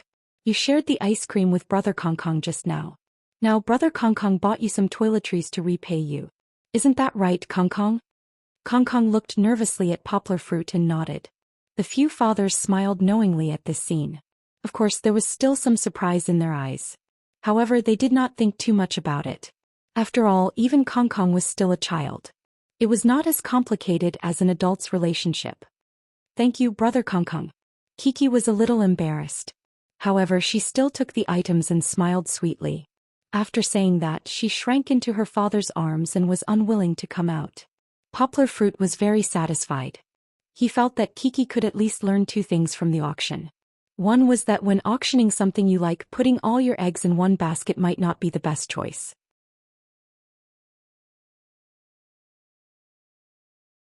The other was that if you give someone a rose, the hand will have a lingering fragrance. If you share it with others, sometimes there will be unexpected gains. Poplar Fruit directly explained these principles to Kiki. She might not understand, but through her own experience and Poplar Fruit's chat with her in a few days, the learning effect would definitely be better. It was not just two principles. Poplar Fruit was pleasantly surprised to find that the village chief had given Kiki a chance to experience a third principle. Alright, our auction this time is officially over. The village chief did not take out a fifth auction item. He smiled and said those words in a very annoying manner. It's over? Everyone was dumbfounded, especially Lu Yi. He was the one who lost the most. He did not spend a single cent of the 500 yuan he had. This is life. It was really a drama. The few fathers who had spent a lot of money laughed out loud. They patted Lu Ye's shoulder mercilessly. It was not to comfort him but to mock him. Lu Yi wanted to cry but had no tears. He looked bitterly at the village chief and thought to himself, are you playing with me? What did Dream of the Red Chamber say? The mechanism was too clever. This principle was obvious. Wasn't it just a replica of throwing away a watermelon to pick up a sesame seed?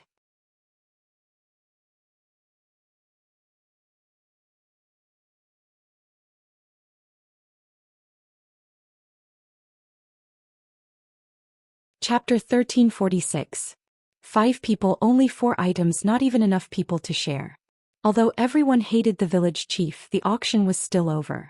Fortunately, after that, everyone had a pretty good dinner.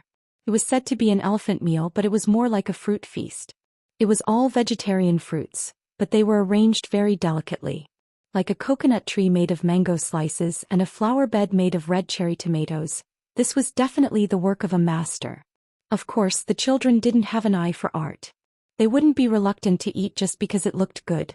Look at Xian Xian, he directly tore down the tree, picked up a dried mango, dipped it in yogurt and stuffed it into his mouth. It's so delicious. The little foodie shouted as he ate. Zhou Shimin smiled snappily and said, I know you like to eat, hurry up and eat. Otherwise the ants will help you eat later. I like to eat fruit. Kiki also kept eating, but she said to her father with some regret, but if only there was a roasted chicken leg. The little girl was definitely a carnivore. She was still thinking about the roasted chicken leg that she didn't get just now. Poplar Fruit smiled and said, okay, don't think about it anymore.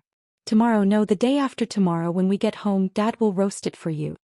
After saying this, Poplar Fruit's heart inexplicably tightened again. He frowned and remained calm. This feeling had been with him since he got on the plane to Kaiyun province. It was sometimes strong and sometimes weak and sometimes disappeared. And Poplar Fruit hadn't found any danger until now. No, if there was danger, perhaps it was the encounter with the elephant just now. But in fact it wasn't dangerous at all. They didn't have close contact with the elephant. Perhaps it was because they were in such a primitive forest. Wild animals such as elephants were actually dangerous. However, Poplar Fruit was still confident that he could protect Kiki. What elephant, tiger, what was that? Poplar Fruit could knock down a tiger with his bare hands. If the too long Meowdow at home could be brought, Poplar Fruit felt that it wouldn't be a problem to kill an elephant. Alright, I don't need to care about this sixth sense that works sometimes. Because now, the village chief began to announce the choices that the 5 fathers had to make. They wanted to stay in this camp tonight. This request was not beyond the fathers' expectations. The village chief did not need to use any high-sounding reason to stay here to observe the elephants. However, the choice between the tent and the tree house made the fathers feel conflicted. There were 2 tents and 3 tree houses, which meant that 2 families had to stay on the ground and live in the tents they had just discovered. The other 3 families could live in the safer tree houses. Why weren't tents safe? Because behind the camp was the river where elephants often roamed.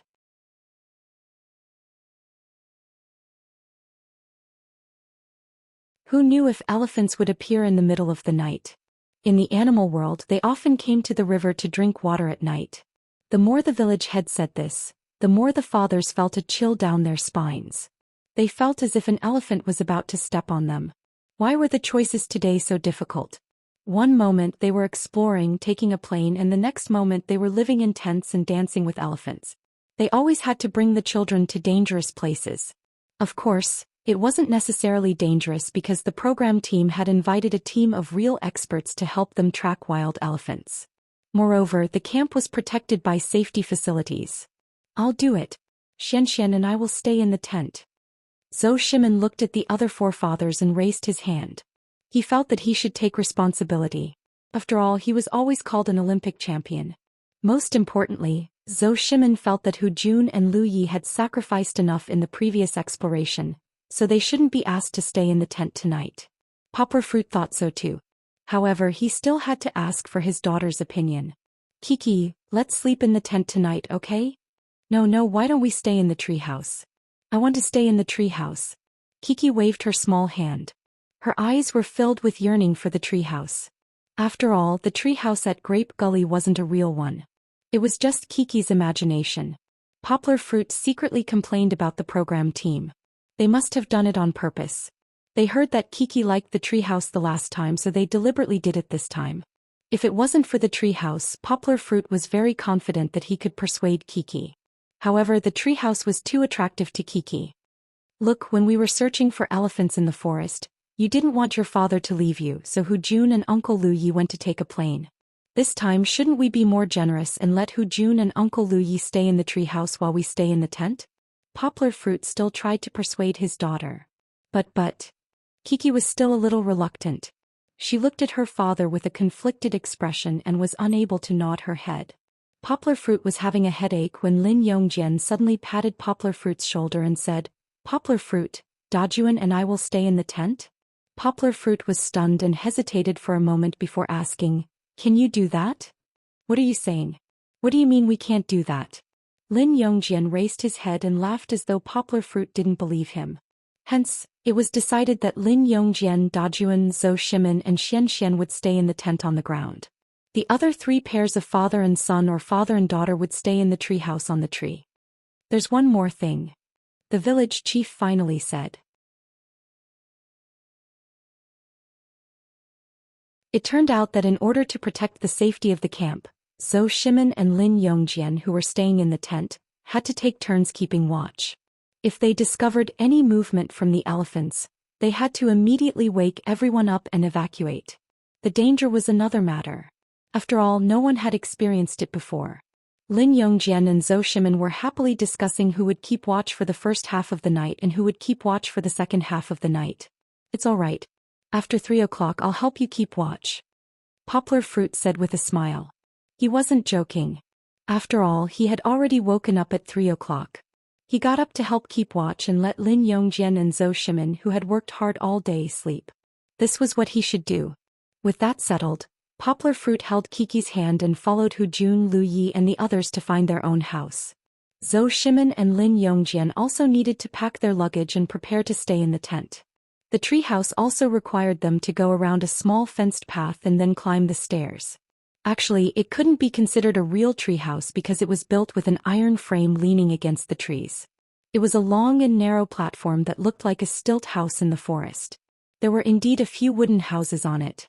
Of course, there were more than 3 of them. Poplar Fruit didn't care. After all, the program crew liked to torment people like this. It was better to take a look at his own room.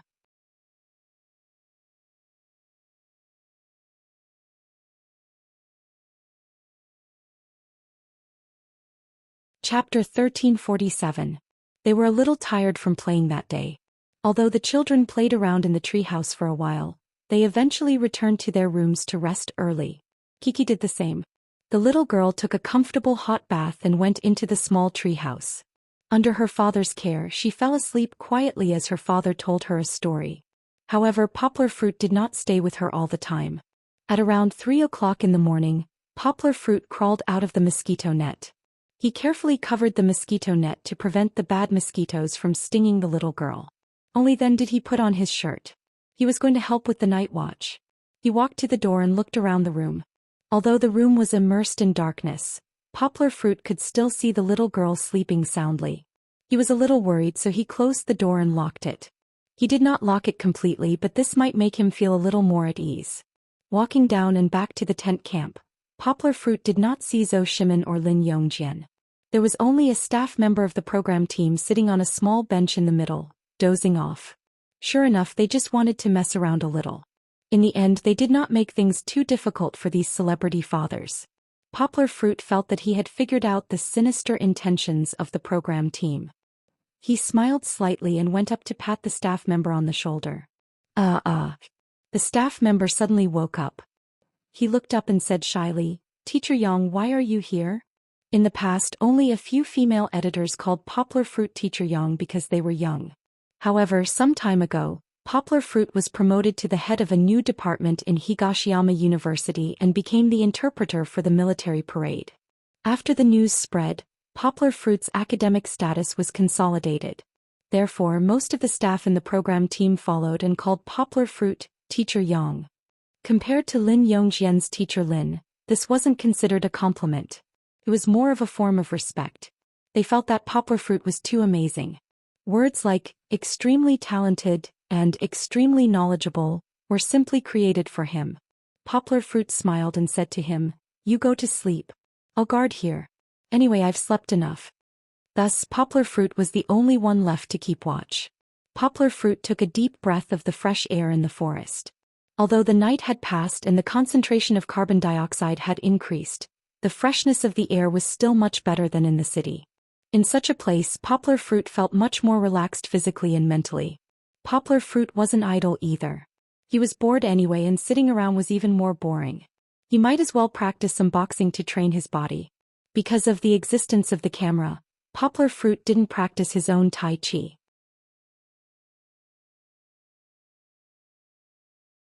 Instead, he practiced Xingyiquan, Bajiquan, Wing Chun, and various other boxing techniques that he learned from the internet. He was also a bit mischievous. He didn't follow the routine. One moment he practiced Xingyiquan and the next moment he switched to Wing Chun moves. Only he had a thorough understanding of Kung Fu. If it were someone else, they definitely wouldn't be able to switch so freely. Although it was training, Poplar Fruit's ears were pricked up. Not to mention the camp. Even if it was 100 meters away in Kiki's small treehouse, he could hear everything clearly. Although he didn't really care about the warning of his sixth sense, Poplar Fruit still wanted to be careful. When it was almost 5 o'clock in the morning, Poplar Fruit had already finished the warm-up stage. A little sweat began to appear on his forehead. But suddenly he heard a rustling sound. It was still far away, about a few hundred meters away, but Poplar Fruit could hear it the fastest. He stopped his movements and listened seriously with a serious face. After all, it was still far away. He had to make sure that it wasn't a false alarm from other small animals. The direction of the sound formed a right angle with the treehouse and the tent, but Poplar Fruit was sure that the direction of the sound was the river behind them, because he heard the movement more and more clearly. The sound of rustling, rustling was getting louder and louder, and it was accompanied by the sound of branches being broken. Poplar Fruit was more and more sure that whether it was an elephant or not, it was definitely a sign of a large animal moving around. Poplar Fruit's heart was still very calm, but he understood that he couldn't wait any longer. When he saw or confirmed the appearance of the target, it would be too late. Shimin! Shimin! Poplar Fruit hurriedly shouted twice and ran to Zhou Shimin's tent and shook it. Zhou Shimin was indeed an athlete. His reaction was fast. After Poplar Fruit shouted twice, he used his waist and abdomen to sit up. Poplar Fruit, what happened? Hurry up, it seems like an elephant is coming. Poplar Fruit's voice had just faded away when they heard a familiar sound. Why was it familiar? Wasn't it the culprit that scared them out of their wits yesterday afternoon? The sound of an elephant. It really was an elephant. Zhou Shimin suddenly woke up. He also knew that something was wrong. He didn't have time to ask when Poplar Fruit came to keep watch. He quickly turned over the quilt and woke up Xian, who was still sleeping soundly. Poplar Fruit didn't stay idle. He hurriedly woke up Lin Yongjian in the opposite tent. Professor Lin, wake up, the elephant is coming. What should they do next? Poplar Fruit didn't need to think. People came out of the tents at the side. Some were from the program team and some were from the wild elephant experts.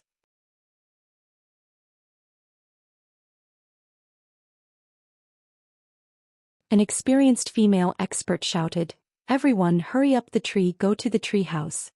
Hurry up." In fact, an expert was an expert after all. She had already determined that there was more than one elephant coming.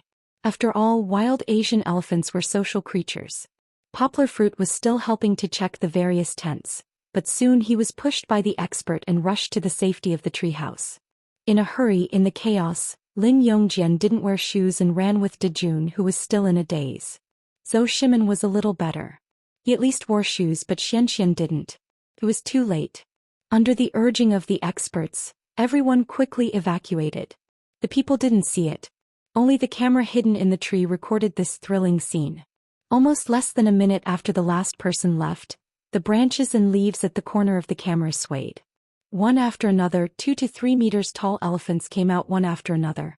Fortunately, Poplar Fruit's night watch woke everyone up in time. Everyone ran to the top of the treehouse. The elephants were separated by a fence. They weren't interested in chasing after the humans. They wobbled and walked to the river at the side. Their goal was to drink water. "Dad, why are we running?" Dejun was still in a daze. Because there are elephants chasing us." Lin Yongjian was still in shock. His bare feet stepped on the cold wooden planks in the morning. He hugged Dejun like this and didn't know to sit down on a chair at the side to rest. Poplar Fruit saw that everyone was safe. He smiled and patted Lin Yongjian and Zhou Shimin's shoulders to let them catch their breath. He went back to the house first. It was noisy outside. He didn't know if Kiki had been woken up. Poplar Fruit was very worried. He was worried that Kiki would wake up and cry if she didn't see him.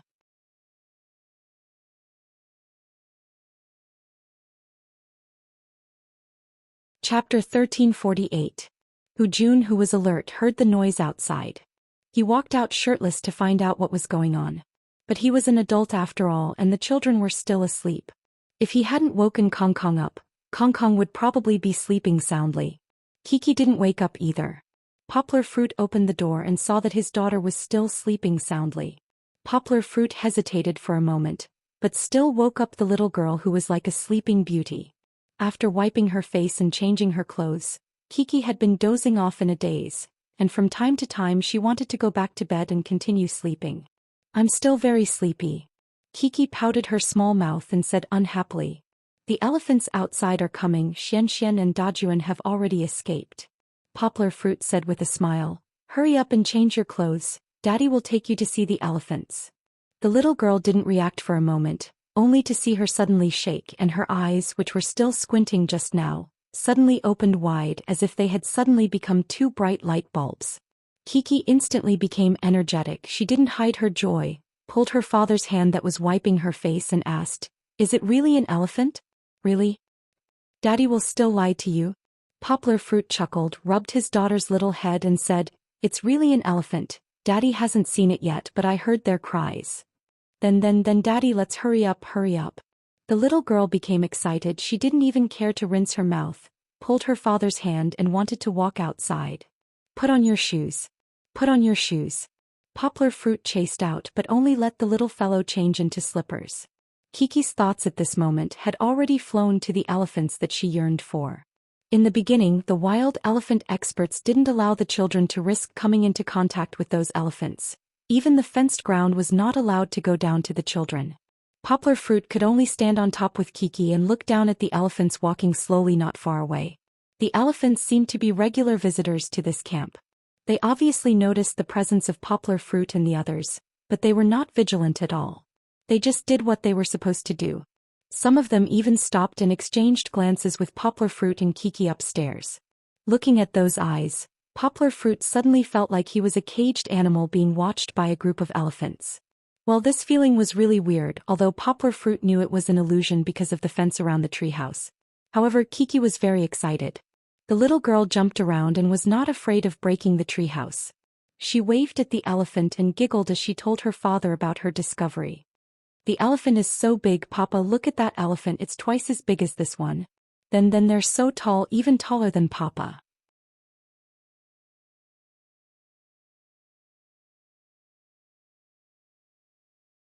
The little girl felt that her father was already the tallest. Poplar Fruit laughed and said, "The small elephant is still an elephant baby. Just like Kiki?" Kiki leaned on the railing and asked curiously, "Is its elephant Papa also protecting it?" "Yes." Poplar Fruit chatted with Kiki. Dajuan, Xian Xian, Noi and Kong Kong, who borrowed shoes from their friends, ran out. After getting over the fear period, the children were like Kiki, full of curiosity about the elephant herd that entered. "Be careful, don't fall down," Jun said. Hey. Nui, look, the elephant is waving at me." When Chi-Chi saw that her beckoning had received a response, she happily said to Nui, who had moved closer to her, "That's not a hand, that's an elephant's trunk, huh?" Dajuan fully played his role as a science expert. I tell you, the last time I was here I saw an elephant in Thailand. An elephant's trunk can roll up wood then eat bananas." Nui's logic was in a mess, but Kiki and her friends listened with relish. They encountered danger early in the morning, and even now it was only 5 o'clock. The sky had just become bright. The children were a little heartless, but the fathers still sighed. Lin Yongjian laughed humorously. "Fortunately, there was Poplar Fruit keeping watch in the morning. Otherwise we would have to sit in the tent and watch the elephants." Actually there's still an expert helping to watch over them," Poplar Fruit said to Lin Yongjian with a smile. "And look at these elephants, they're actually very docile." The atmosphere was no longer as tense. Under the guidance of the expert, the children even went downstairs to interact with the wild elephants at a close distance. Of course they could not get close. They looked at each other from 3 to 4 meters away. But clearly the wild elephants were not interested in these little human beings. They shook their trunks, turned their heads and slowly left. After all, they were wild elephants. They had their own range of activity. Now that they were full of water, it was time to continue walking into the depths of the mountains. On the other hand, the small elephant looked back reluctantly. It was looking in the direction of Kiki, who had been waving at it. "I don't want the elephants to leave," Kiki said with a pout. "They haven't agreed to be my good friends yet. But they want to go home. Their home is in the mountains." Poplar Fruit said gently, "It's rare to see them. This is also a kind of fate. Say goodbye to the elephants, okay?" The little girl understood the feeling of homesickness. She waved at the small elephant reluctantly and said in a clear voice, "Goodbye, elephant. I'll miss you." The small elephant heard the sound and looked back, but the mother elephant in front of it turned around and raised her nose to call. In the end, the small elephant followed its mother and left.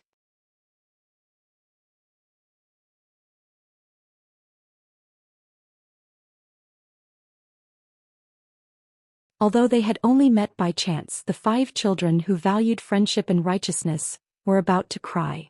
Poplar Fruit later heard that Dejun, who had followed his father back to the camp to pack their luggage, was still holding back his tears. He asked his father to take a picture of the place where they had spent the night.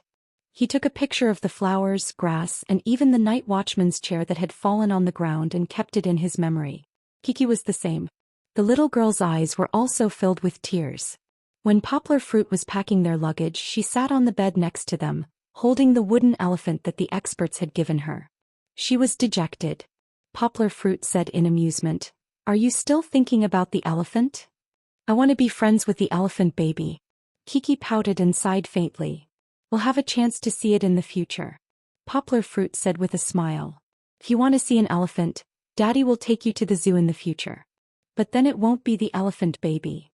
Kiki still remembered how it had waved its nose at her in response. Poplar Fruit had a headache. He explained to his daughter softly, "Do you still remember what Daddy said? Meeting is fate. It has its own forest and you have your own sky. Just remember this beautiful time. That's enough." The little girl was a little confused and didn't understand. However, her mood wasn't low for too long. Soon, the new activity made the little girl happy again.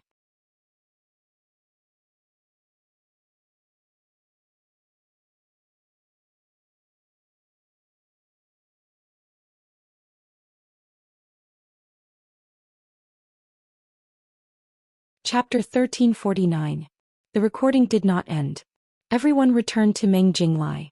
The village chief asked his father and the children to sit in a row. Then he played a documentary on the LCD TV. This was a recorded video of a local Dai resident and a wild elephant tracking team rescuing a baby elephant that was injured by a human's trap. The elephant called Ran Ran was about the same size as the baby elephant that Kiki saw in the morning. However, because one of its legs was injured by the trap, not only was it unable to keep up with the herd, but its wound also gradually worsened. When people saw it, the baby elephant was already on the verge of death. The emotional commentary and the bloody wound on the screen made the children's hearts clench. As for Kiki, she was even sadder. The little girl's eyes were red. She held her father's hand and almost cried. Fortunately, Ran Ran was saved. Why didn't Ran Ran's father protect Ran Ran? Kiki asked in confusion. Ran Ran's pitiful appearance made the little girl's heart ache. She thought of herself. When she fell and hurt her knee, her father would take care of her in every way possible. However, Ran Ran's father abandoned her. How pitiful. Because they didn't know how to save an elephant. But those experts are very powerful, right? Ran Ran should have recovered. Poplar Fruit laughed. That's right. The village chief paused the video that had already finished playing and explained to the children. Under the careful care of the humans, Ran Ran eventually recovered. Moreover, I have good news to tell everyone. Because of the change from sadness to happiness, Kiki looked at the village chief with her big watery eyes. She wanted to know what the good news was. Today is Ran Ran's 15th birthday. The village chief laughed. So, let's prepare a birthday party for Ran Ran together with our fathers, okay? The fathers and children agreed. So she was already 15 years old. Then this video should be more than 10 years old. Poplar Fruit and the few fathers sighed in their hearts. Because of a good deed, Ran Ran was able to survive. And the villagers of the Dai family also lived happily with Ran Ran for more than 10 years. Of course, the children did not think as much as the adults. Their attention began to be diverted by the village chief. Birthday party? Then will there be cake to eat? Kiki asked curiously. When it came to birthdays, the little girl did not feel that it was the day she was born. Her little mind was only thinking about the cake in the present. Chi-Chi's careless words immediately caused the other children's eyes to light up. Xian waved his chubby little arms and asked excitedly, Can I have a piece? Sure. The village chief smiled, but his smile was a little crafty. I want a piece too. Dejun followed suit. Me. Hehe. Kiki said with a smile. The village chief began to announce the children's missions. The 5 children were divided into 2 groups. Big brother Kong led the youngest Xian and Kiki in one group. Nuo Yi and Dejun were in the other group. They were going to take care of Ran and her friends. Wait a minute, can I play with the elephant? Although she was taking care of him, Kiki only paid attention to the target of the mission. The little girl looked excitedly at her father and then at the village chief. She was sure that her understanding was not wrong. Of course, Poplar Fruit was telling his daughter some things to take note of, such as not being rash and listening to the instructions of her uncles and aunties, but Kiki did not listen at all. In the morning at the mountain camp, Kiki was still feeling depressed. She had a few good opportunities, but she did not get to interact with the elephant that she had been looking forward to. She did not get to ask the elephant if it was willing to be friends with her. Who knew that after many difficulties, there would be a glimmer of light at the end of the tunnel. Kiki finally welcomed the moment that she had been looking forward to the most. Hearing the little girl's breathing, it became hurried. The staff had just brought baskets of carrots over when Chi-Chi, who couldn't wait any longer, pulled her teammates to stand up. She left her father behind and excitedly carried the small bamboo basket, taking the lead to look for the elephant. The children left, leaving the fathers looking at each other.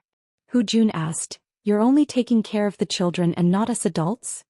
Hehe, without the children around we're all free. Lu Yi said with a heartless smile. Poplar Fruit also smiled and shook his head. After being joked around by them, his worry for his daughter lessened. A tamed elephant shouldn't be in any danger, right? The fathers stayed behind, but it's not without a mission. The village chief said. Indeed, the fathers still needed to work. After the village chief sent the children away, he came back to announce the fathers' mission. Make a cake for Ran. Make a cake? Everyone looked at each other. Furthermore, the 4 fathers cast their gazes on Poplar Fruit, who was the best at cooking. Poplar Fruit, do you know how to make a cake? Poplar Fruit spread his hands and said with a bitter smile, I know 6 out of the 7 orifices, but I don't know anything. Actually, Poplar Fruit knew the process of making a cake. However, just like making noodles, he really did not have the interest or hobby to study how to make a cake.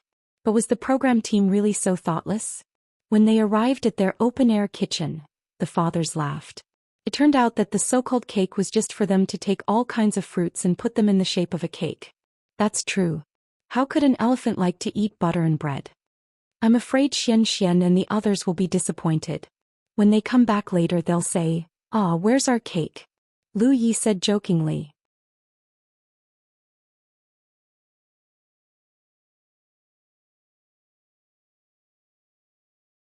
He was always able to grasp the topic of conversation between the fathers very well.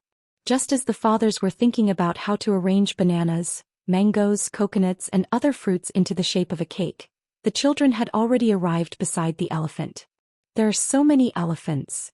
Kiki did not walk in front because Xian shouted that the bamboo basket he was carrying was too heavy and could not be lifted at all. Thus Kiki stopped. Of course, the first to lend a helping hand was Kong. He extended a hand and helped Xian carry half of the bamboo basket, while Kiki ran to the other side and helped Kong carry his basket. The 3 children helped each other and arrived in front of the elephant. I'm scared. When Xian saw such a huge creature standing there like a monster, she immediately cowered. This was different from what he saw in the treehouse. After all, at that time he was far away and looked down at it from above. He did not feel the pressure at all. Don't be afraid, Xian. It's okay, big sister will protect you. Kiki stepped forward and stood bravely in front of Xian. Of course, the elephant in front of them did not care. It stood naively beside its keeper, its huge ears gently flapping. It was very happy and at ease. It looks like Ran. Kong suddenly exclaimed.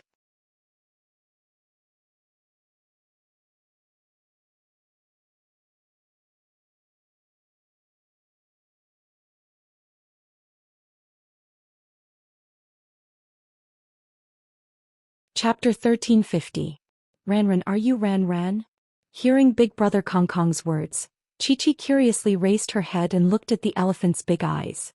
Unlike the other elephants, this one was obviously bigger and had reached the age of maturity. It looked at the human girl in front of it meekly.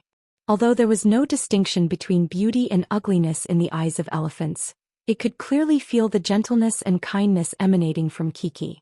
It must be Ran. Look at his leg, that's the wound from before. Kong Kong pointed at the elephant and said. There really was a deep scar. Although it had been repaired over the years, it was as if it had become a scar on the body. However, because the injury was too serious, the scar couldn't completely heal and dissipate. Then is it healed?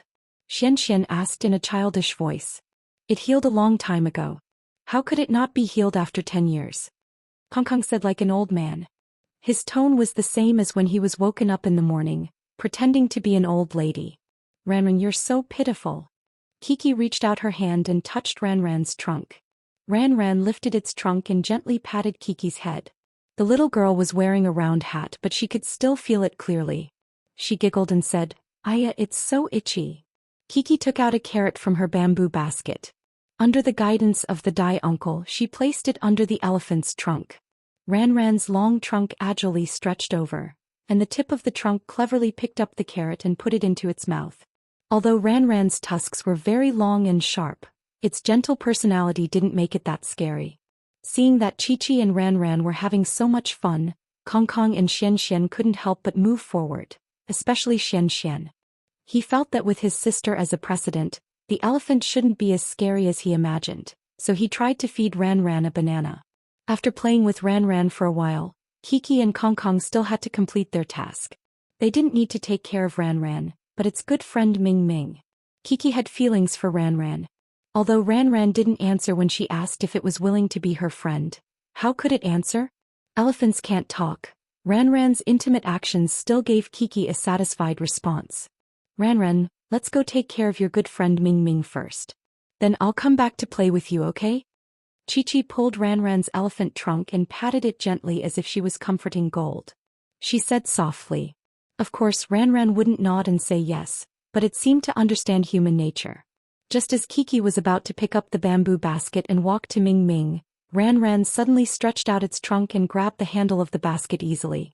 In other people's eyes, it seemed that Ran wanted to rob Kiki of her carrots. However, Kiki could magically feel Ran's intention. She was surprised at first, then she giggled and said, Ran, are you going to help me take it? Ran slowly walked and followed Kiki. It didn't say anything, but its intention was obvious. A huge monster and a small girl. The contrast was strong, but the harmony was admirable. If an example had to be given, this was similar to Hayao Miyazaki's animation, Totoro. When they arrived at Ming's place, Xian and Kong Kong were already busy feeding the elephant called Ming. Ming was smaller than Ran, but it was very greedy. Its long trunk was curled up like a snake. The two boys hurriedly stuffed a lot of carrots into it. Kiki came over at this time. Behind her was Ran, who was helping to carry the bamboo basket. The little girl jumped and took the bamboo basket. She patted Ran's nose and said, Thank you, Ran. I'm going to do a mission.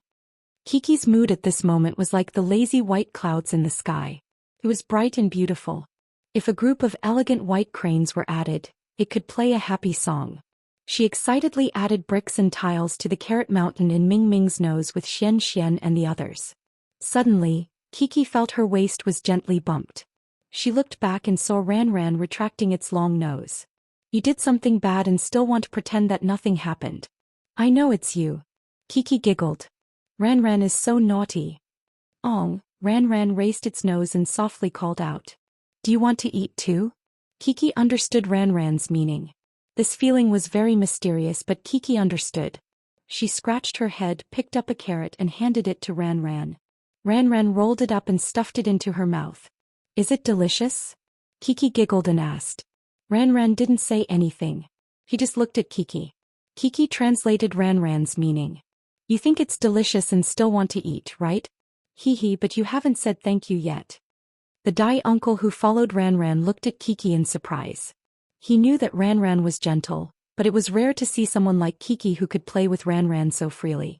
After eating the delicious carrots, Xian Xian and Kong Kong took Ming Ming for a walk. Kiki also followed behind with Ran Ran. Now she was like Ran Ran's exclusive beast tamer. Without the Dai uncle's order, Kiki could move Ran Ran's cumbersome body with just a gesture. Of course, Kiki didn't put herself in the position of a high and mighty beast tamer. In her view, Ran Ran was her good friend just like Xian Xian and the others. Good friends were equal and should play together happily. Ran Ran liked Kiki very much. The audience behind the camera could see this. When they were walking, Ran Ran suddenly used its trunk to rub Kiki's back. This time the Dai uncle played his role. He smiled and said, "Kiki, Ran Ran wants you to sit on its back." In other words, he wanted Kiki to ride the elephant. But I can't," Kiki said awkwardly.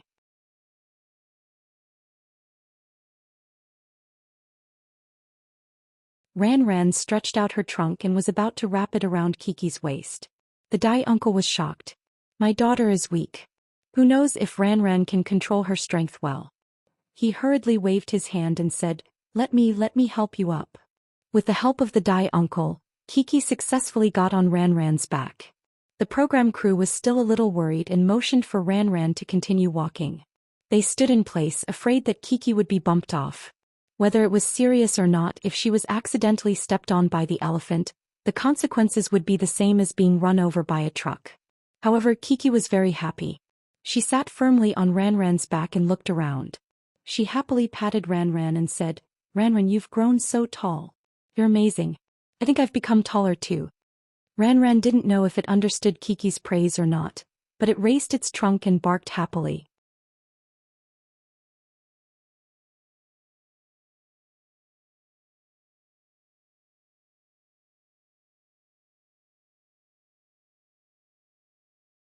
Chapter 1351. There was a reason why Xiao Han spent more ink on the elephants. After Poplar Fruit and the other forefathers finished designing the fruit cake, they could not hold back their worry and longing for their children.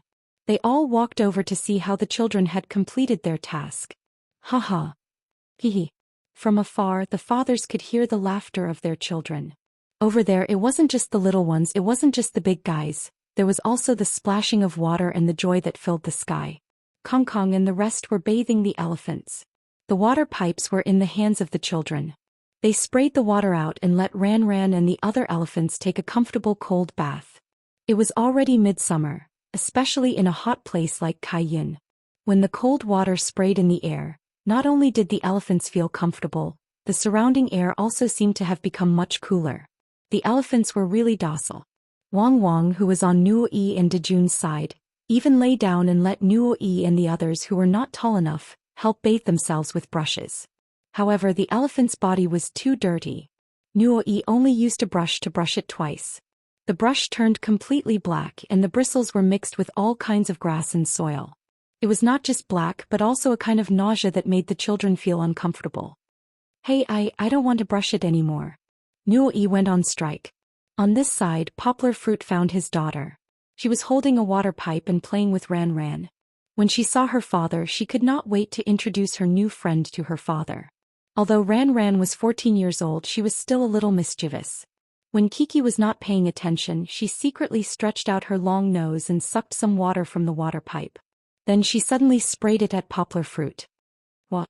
Poplar Fruit did not know whether to laugh or cry as he reached out to block the water droplets that filled the sky. However, he could not block it. Most of his clothes were wet, but he looked at this ill-fated elephant and could not do anything. He could only helplessly stare at this troublemaker. "Ran Ran, you're too bad. How can you sneak attack?" Kiki was also sprayed a little. The little girl put her hands on her waist and said angrily. With her arms akimbo, the hose in her hand tilted and sprayed directly at her father beside her. Poplar Fruit dodged awkwardly. He really didn't know whether to laugh or cry. Not only was he tricked by the elephant, but he was also sprayed with water by his daughter. Everything below his knees was drenched. But Kiki acted as if she didn't hear it.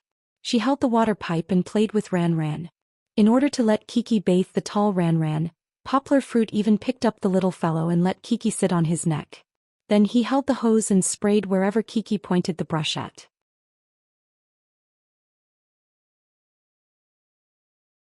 Although it wouldn't be long before Ran Ran rolled around in the mud again and got herself dirty, before the birthday party, Ran Ran had washed up and felt refreshed. She raised her nose comfortably and called out. The birthday party was about to start. Ran Ran put on the golden cardboard crown and walked towards the party venue. Poplar Fruit held Kiki's hand, and the other fathers and children followed behind Ran Ran. Kiki originally wanted to sit on Ran Ran's back, but Poplar Fruit didn't let her. Today is Ran Ran's birthday, so let's not make Ran Ran so tired, okay? Kiki's attention was quickly attracted by the beautifully decorated party venue. The other children were the same. They all shouted, "It's so beautiful." Wasn't it? The lawn was so big that it looked like a lawn in a park. The cake made by the fathers was placed in the middle. The real attraction was the arches placed on the lawn. The arches were wrapped with white fairy flowers, and it just so happened that the party could be held on the lawn. It looks like a wedding place. Nuoyi's words hit the nail on the head and everyone nodded in agreement. The arches with flower decorations really looked like Western wedding decorations. The main guests entered the venue, and the fathers and children stood opposite the village chief and Ran Ran. The village chief then started the birthday party. Of course, the village chief still had to say a few words. Let me introduce everyone. The village chief pulled out the Dai uncle who had always been by Ran Ran's side. It turned out that his surname was Xiong. Because he and the others had saved Ran Ran and took care of Ran Ran for 10 years, everyone affectionately called him Father Xiong. Father Xiong told everyone that today was not only Ran Ran's 10th birthday, but it was also an important day for Ran Ran to leave the Dai family's village and return to nature. Wait. Everyone was a little confused. Wasn't it supposed to be a happy and joyous occasion? Why was there such a piece of news? Are we really leaving? Hujun asked. Father Xiong nodded and said, yes, nature is Ran Ran's home. Now that Ran Ran is an adult and healthy, it's time for her to return to the forest and find her nature. When are we leaving? No. Hujun asked. He was now the calmest person among his father and children. As for the others, even Poplar Fruit found it difficult to accept such an arrangement. Yes, we'll leave after eating the cake. Father Xiong said. Poplar Fruit suddenly felt the back of his hand wet and water droplets dripped down. He turned his head and saw Kiki raising her hand to wipe her tears with the back of her father's hand. I don't want Ran Ran to leave. Kiki felt terrible. She had just met an elephant who was willing to be good friends with her, but in the end she had to leave after playing with it for a few hours. Kiki, you have to understand that Ran Ran has grown up.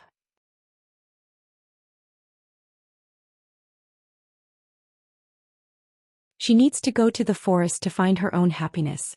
Poplar Fruit squatted down and said softly to his daughter, just like you, when you grow up and have a boyfriend, you will also have to leave your father. I don't want to. I don't want to grow up.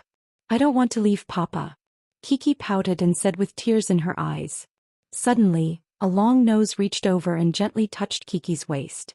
She looked up and saw Ran Ran looking at her with her big eyes full of emotions. It seemed to be persuading Kiki not to cry, and also seemed to be expressing its reluctance to leave. However, this made Kiki cry even more sadly. I still want to play with Ran Ran. Poplar Fruit could only continue comforting her. It's okay. Daddy asked Uncle to take many photos of you and Ran Ran. If you miss Ran Ran in the future, you can see her in the photos. Kiki's crying stopped. She sobbed and asked, is Ran Ran going to find her Papa and Mama Mal? The little girl remembered the video she had watched previously. Yes, maybe we should give Ran Ran some understanding and give her the courage and blessings to return to nature, okay? Poplar Fruit said with a smile. Kiki buried her head in her father's arms. She had stopped crying, but it was difficult to make her happy. She still felt terrible in her heart.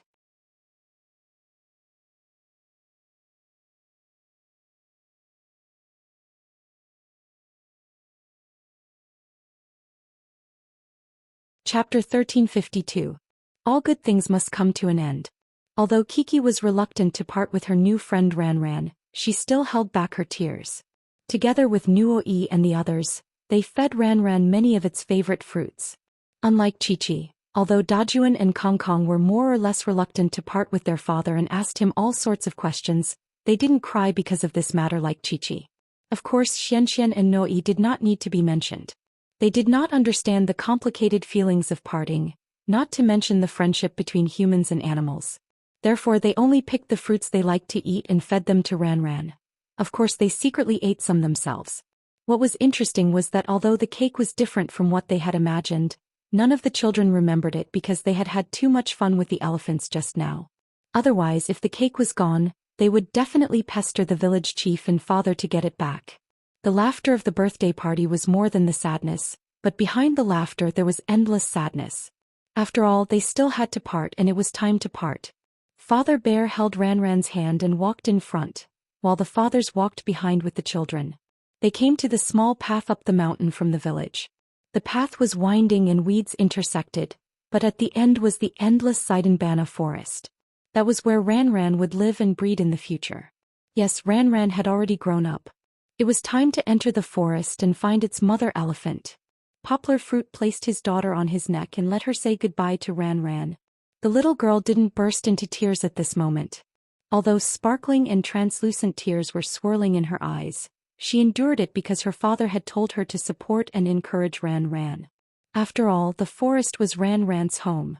Ran Ran was also reluctant to part. It looked at Kiki and Father Bear who had taken care of it for 10 years. It also looked at the village it had lived in for 10 years. Elephants understood humans and so did Ran Ran. When it was time to part, it also seemed to have mixed feelings. "It's crying," Hujun said in surprise. Yes, tears seeped out of Ran Ran's eyes. One had to know that elephants did not cry easily. Ran Ran suddenly barked. He closed his eyes and opened them again. His long nose curled towards Daddy Bear beside him. Like a human's arm, he wanted to hug Daddy Bear. Then it was Kiki's turn. She didn't roll up Kiki. Instead, she lifted her nose and patted Kiki's shoulder like a human's palm. Kiki finally couldn't hold back her tears any longer. She reached out to pull Ran Ran's nose, but in the end she only lightly touched it. It was as if two people were high-fiving each other. However, no one knew what kind of agreement they had reached. In the end, Ran Ran left.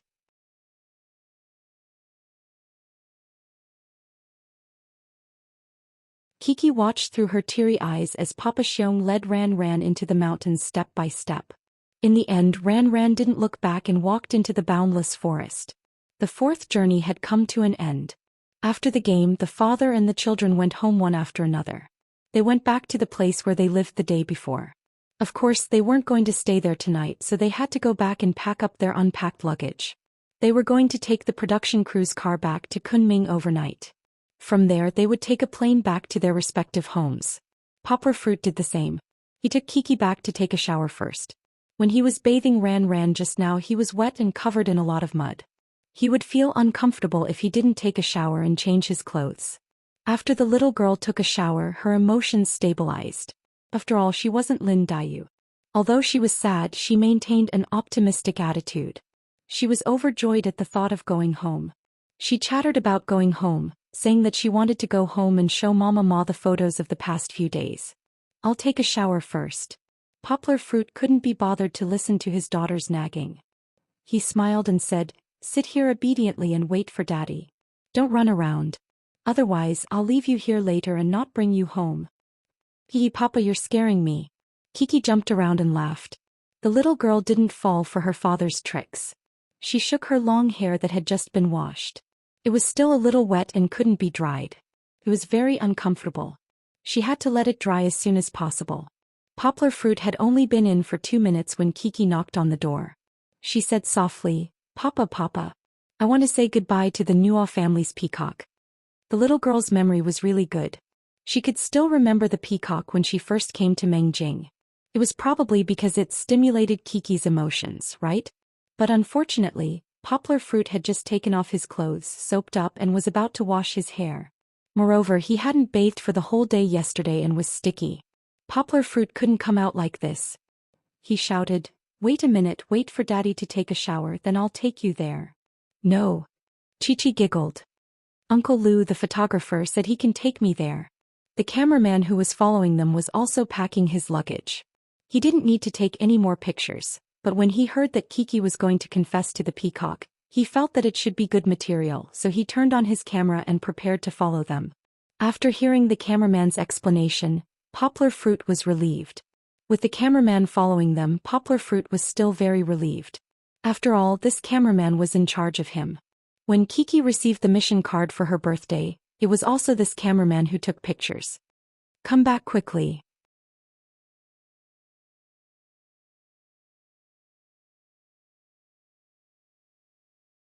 Daddy is packing and waiting for you to come back. Poplar Fruit shouted. The little girl's voice was crisp and clear. She ran off. When Poplar Fruit came out, Kiki had already left with the cameraman and was not back yet. So Poplar Fruit followed his original plan of packing. He put Kiki's and his dirty clothes into separate bags and stuffed them into suitcases. He was going to pack them when he got back to Guangzhou. But when he finished packing, Kiki was still not back. Poplar Fruit couldn't help but frown. Suddenly he felt a little uneasy. It was as if the mysterious premonition that had been haunting him for the past few days had resurfaced. What's going on? Why isn't she back yet? Poplar Fruit didn't know why, but the usually calm and composed man became very irritated. He paced a few steps in the building and couldn't help but walk out. Poplar Fruit walked towards Lu Ye's room number 1. Kiki should still be there. Poplar Fruit made up his mind. When he saw Kiki later, he would definitely teach her a lesson. Poplar Fruit was troubled by all kinds of strange feelings. His breathing became a little rapid and his thoughts started to change. Why is this happening? Suddenly his pupils shrank. He saw a person lying down on a dark village road.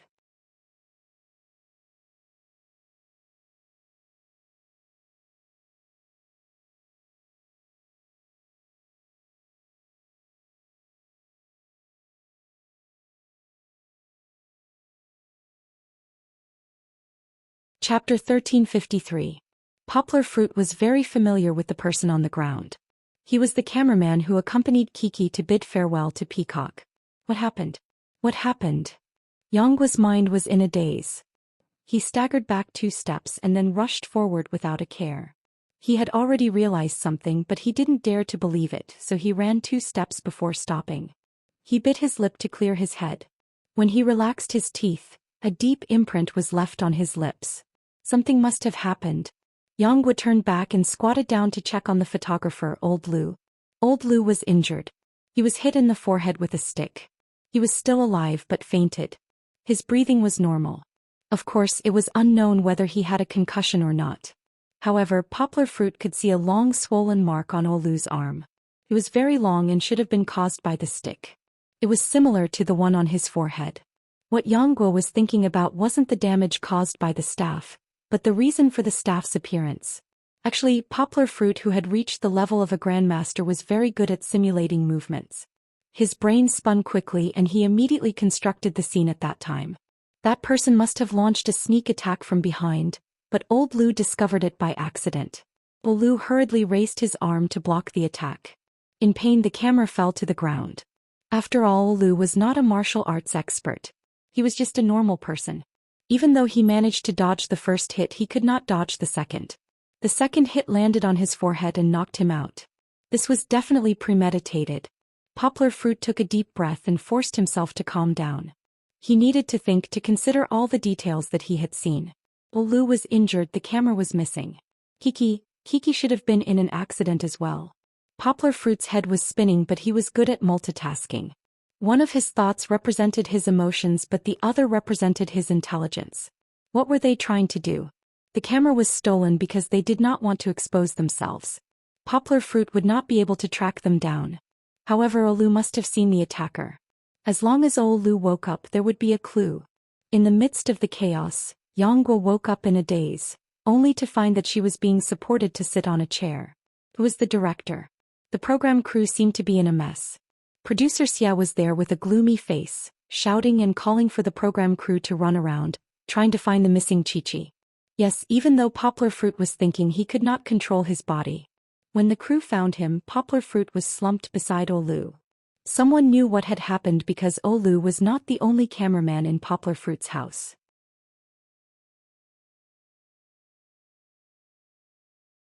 Producer Xia asked the other crew members and found out that Old Lu had accompanied Kiki to room 1 and that Poplar Fruit had gone out to look for her. Chaos. This was the current situation of the production crew. Poplar Fruit's thoughts were the same. It was a big deal that a child involved in the filming had an accident. It was enough to drown the production crew of, "Where are we going, Dad?" in the saliva of the people. Producer Xie's first reaction was to send someone to look for her. He had a glimmer of hope in his heart. Maybe Kiki was just being naughty. It's good that she's back. It's good that she's back. However, how could they find her? The village had been turned upside down, but the little girl's shadow was nowhere to be found. There was also Olu. No one believed that the person who attacked Olu was just trying to steal a camera. However, why was Kiki the victim? The production crew was already in a mess. Some were blaming each other while others were arguing and coming up with ideas. At this time, Poplar Fruit regained his senses. His face was tense as he pushed away the other fathers and children who rushed over to comfort him. He looked straight at Producer Xie and said in a hoarse voice, "Teacher Xie, we have to call the police on this matter." Poplar Fruit had a strange feeling in his heart. He felt that this matter was not normal. Now, Poplar Fruit believed in his feelings because he had just suffered a setback. If he had not ignored his previous premonition and taken it too lightly, Kiki would not have suddenly disappeared. Call the police? No. It can't be made public. The director, assistant director, and other key personnel of the production crew next to him exclaimed and subconsciously shook their heads. One had to know that if this matter was blown up and spread, it would be difficult for the production crew to bear the impact of such a huge public opinion. After the first and second episodes of the show were broadcast, except for a large number of fans who were cheering on the internet, the voices of criticism did not decrease at all. A simple example was the scene of Xian playing with the dog, which caused a lot of controversy. The audience felt that bringing the child to such a dangerous place was completely putting the child's safety on a show. Although the production crew did some public relations and said that they actually had protective measures, such as having an assistant by their side all the time to act as a human shield. This was the truth, but the audience did not believe it. Moreover, netizens were particularly easy to provoke by rumors. If Kiki's whereabouts were exposed now, the production crew would definitely be at the forefront of the storm. Perhaps their reputation would plummet from then on, and they could forget about having a future. This was a concern from their point of view, but for Poplar Fruit, nothing was more important than his daughter's safety.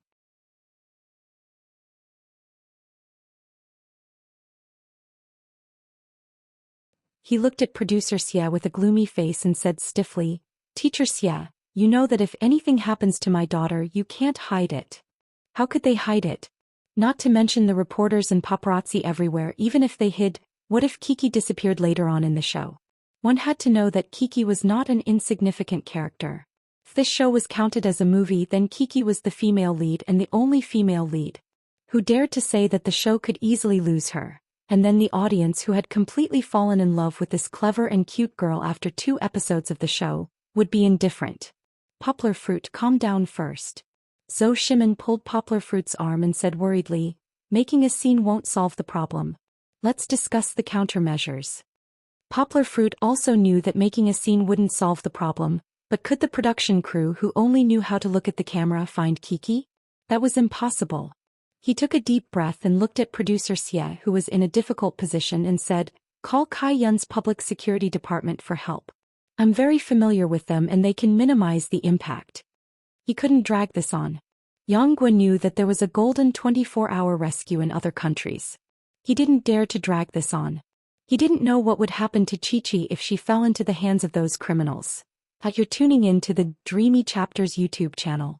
We're so grateful for your support, and don't forget to subscribe to join us on this incredible journey through captivating stories. Your generosity through donations truly makes a world of difference, as it's the primary source of revenue that allows me to expand and enhance this channel for you. Thank you from the bottom of my heart for being a part of this adventure.